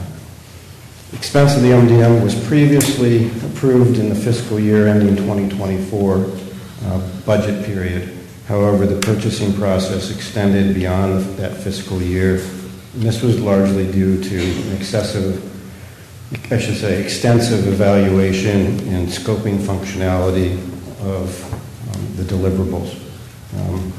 The MDM integrates in between our AMI system and our customer information system, AMI being our advanced metering infrastructure and our customer information system. And it's the system of record for all raw meter data, meter reads, meter validation, estimates, as well as billing determinants. And we have thousands and thousands and thousands of meter reads that we take on a daily basis. It effectively acts as a central hub for all of that meter data, and this enables the utility to provide metering and billing efficiency, accuracy, gives us the ability to use that data to do analytics, and also aid in the prevention of lost revenues. Additionally, without the MDM, the utility has very limited capacity to evolve any of our rates to modernized standards. I'd be happy to discuss any questions you may have. Board have questions? One question. It's really, I guess, a question for either Foster or Kim. If I'm not mistaken, in the backup information that we received, it indicated that this system might also be used for the water utility. That's correct. Water utility customers. Yes, sir. But the money that is being appropriated is all coming out of the electric utility. I'm just curious as to if it's going to be potentially used by a couple of different utilities, why wouldn't both of them participate in the cost? They will. Water and wastewater will also benefit from this, and through our accounting process, correct me if I'm wrong, there's contributions from those other enterprise service funds to account for those budgetary expenses. So it's typically done at the end of the year, things are trued up that way. I'm not sure that I follow that part, but we can... Water and wastewater pay a portion of customer service. Yes, so that can get recouped back, yes. But as for the meter charges moving forward into next year, that'll be allocated based on water and electric. Correct. Mm-hmm. Correct. Okay. Does that answer your question? Yep. Charlie, can you talk about the implementation time frame? If we get this going right now, they'll give us a slot to kick it off the 1st of August. Take about a year to get it up and running, tested. We want to run it in parallel with our billing system to make sure, it's all working good. Staff need to get familiar with it. Concurrently, we'll be working on modernizing rate designs for us to consider so that when the system's implemented, we're ready to go and be more advanced down the road. Does that answer your question? Okay, what's the pleasure of the board on item number 21? Mayor, I'd like to make a motion to approve a resolution authorizing the city manager to execute an amendment to the service agreement with Hanson Banner LLC. Second. Have a motion and a second. Is there further discussion? Hearing none, let's have a roll call starting with Alderman Best. Alderman Best? Yes. Alderman Priel? Yes. Alderman Royal? Yes. Alderman Astor? Yes. Alderman Kinsey? Yes. Mayor Odom? Yes, motion carries. Thank you, Charlie. Next up is item number 22. Consider adopting an ordinance to amend section 7078 one-way streets established and 7098 through streets enumerated to adjust Kilmarnock Street. Mr. Childs. Good evening, Board. We were contacted by a business owner through City Hall that they were requesting us look at Kilmarnock Street to transition it to a two-way. Currently, it is a one-way.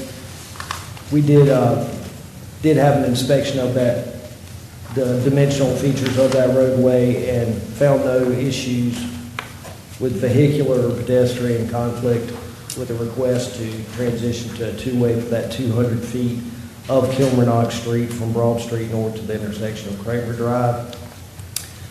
We're recommending to the board adopt an ordinance which would amend the traffic, Chapter 70 of the Traffic of Vehicles, Section 70-78, one-way streets established, which would remove Kilmarnock from that current listing, and also amend 70-98 through streets enumerated to include Kilmarnock Street as a stop street at the Broad Street intersection. So that would be to add a stop sign within the ordinance at Broad. Does the board have questions? So this can be accomplished just basically with some signage? We can have it done before lunch tomorrow morning. Okay. It's a pleasure of the board on item number 22. Mayor, make a motion to consider adopting an ordinance to amend section 70 through 78 one-way streets established and 70 through 98 through streets enumerated to adjust Kilmarnock Street. Second. Have a motion and a second. Is there further discussion? Hearing none, let's have a roll call starting with Alderman Priel. Alderman Priel? Yes. Alderman Royal? Yes. Alderman Astor? Yes. Alderman Kinsey? Yes. Alderman Best? Yes. Mayor Odom? Yes, motion carries. Okay, board, items 23, 24, and 25 can all be done together. If it's unanimous, I'll read each one of those now. Item number 23 is consider adopting an ordinance to close the American Rescue Plan Fund. Item number 24 is to consider adopting a budget ordinance amendment for FY26 electric fund. And item number 25 is consider adopting a budget ordinance amendment for fiscal year 2026. Ms. Ostrom. Okay, the city was eligible for standard allowance category for the American Rescue Plan funds, which allowed the city to offset general fund expenditures for public safety salaries and benefits in the amount of $6,704,351. The award was exhausted, and it is requested that the board approve closure of the fund at this time. Number 24, earlier under the agenda item number 21, Mr. Bouchard discussed the software agreement for the meter data management system. This budget amendment transfers $399,500 from fund balance for the purchase of that software system, which covers the implementation costs only. And number 25, last month the board approved various downtown projects within the MSD, the Municipal Service District. The budget amendment appropriates $1,155,000 from MSD fund balance for those projects. The Employees Benefit Insurance Fund is amended to appropriate $17,628 from fund balance to cover the increase of Medicare supplement premium rates for retirees. And the Emergency Telephone System Fund is amended to recognize the North Carolina 911 Board Public Safety Answering Point, also known as PSAP, distribution for $60,900. Does the board have questions on any of those items?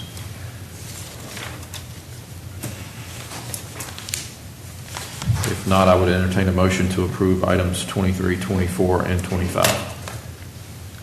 Mayor, make a motion to adopt an ordinance to close the American Rescue Plan Fund. Also adopt a budget ordinance amendment for fiscal year 2026 electric fund. And also adopt a budget ordinance amendment for fiscal year 2026. Second. Have a motion and a second. Is there further discussion? Hearing none, let's have a roll call starting with Alderman Royal. Alderman Royal? Yes. Alderman Astor? Yes. Alderman Kinsey? Yes. Alderman Best? Yes. Alderman Creel? Yes. Mayor Odham? Yes, motion carries. Next up is appointments. Does the board have any appointments to make tonight? Hearing none. Number 27, Attorney's Report. Nothing report tonight, Mayor. 28, City Manager's Report. A few updates for you. This past Friday, we celebrated 4th of July celebration. That occurred at Lawson Creek Park. 6,100 were in attendance at the park. 1,400 were in attendance at Union Point Park for the fireworks display. I want to thank Parks and Recreation for coordinating the event, police, fire rescue, and Public Works for their part as well. It was a great event that evening. Also, general update on the PEG channel. We anticipate the PEG channel, if all goes well, being live again at our next meeting. Excited about that. Also, we received a letter from Craven County informing us that as part of their budget process, they did allocate $5,000 toward upgrades at Sampson Park. So we're working with Parks and Recreation staff on what that upgrade will be. And finally, we appreciate the support on the GO bond, and we will be having drop-in style meetings in August and September at various parts of the city to inform the public of the bonds itself, and we'll also be updating the website to provide additional information as well as we go through this process this summer. Happy to answer any other questions you may have. Board have questions for the manager? Hearing none. New business, Alderman Prill. Nothing to talk about. Thank you. Alderman Royal. Not tonight. Alderman Astor. Nothing, sir. Alderman Kinsey. Yes, I'd like for the chief to come up to talk about this program that we have in the community in contact with the citizens, the elderly citizens, to assure their families that they are looked after. And it's called CARE, the program. The acronym is CARE, C-A-R-E, which stands for Call, Answer, Respond, and Empower. This is a great opportunity, and I think it's an underused asset to our community. Those residents that live in the city of New Bern, specifically the elderly or those that have some kind of disability, have the option to participate in a program in which we have an automated system that would call them every day. If they pick up the phone, that is a positive response that they are okay. If they do not pick up the phone, a second call will be sent to the same number. If nobody answers that phone, then that will dispatch a police officer to go and check on that individual to make sure that they're okay. Is it a number that they can call to find out how they can become involved with that program? Yes, the easiest way would be just to go on the New Bern Police Department website, and we have specific information about CARE, but any call to the New Bern Police Department will get any citizen hooked up with that program. Thank you so very much, Chief. Yes. Anything else, Alderman Kinsey? That is it, sir. Alderman Best. Yes, I do have one thing. I would like to I know I've already allocated my ARP funds to the stormwater project, and I'm wanting to ask the board that I would like to take and have that money moved back around and take $273,000 out to do some paving of streets within the Ward 5, within the Duckerfield community. I've already talked with Mr. Hughes, Mr. Childs, and that's where I got that dollar amount of $273,304. So you made a motion to reallocate ARP funds from Ward 5 from stormwater projects to paving projects and the dollar amount of? $273,304. Okay. And so let me see what, that was a motion. Let's see if we get a second. Second. Okay, we have a motion and a second. Discussion? And so that would come from the North Hills project. Okay. Has that project been completed and funding left over, or? No, it's really been tied up in trying to get approvals from DOT and the North Carolina Railroad. Any other discussion? Are we okay with the voice vote on this? Yes. Okay. All those in favor say aye. Aye. Any opposed? Okay, it's unanimous. Anything else? No, that's it. Okay, I believe we do need a closed session, Mr. Attorney. Yes, sir. Briefly, pursuant to 143-1311A3 to maintain our attorney-client privilege. Shouldn't take long. Can I have a motion? Second. I need a motion. Make a motion to go in closed session. Second. And a motion and a second. Any further discussion? Hearing none, all those in favor say aye. Aye. Any opposed? We're in closed session. Are we in here or?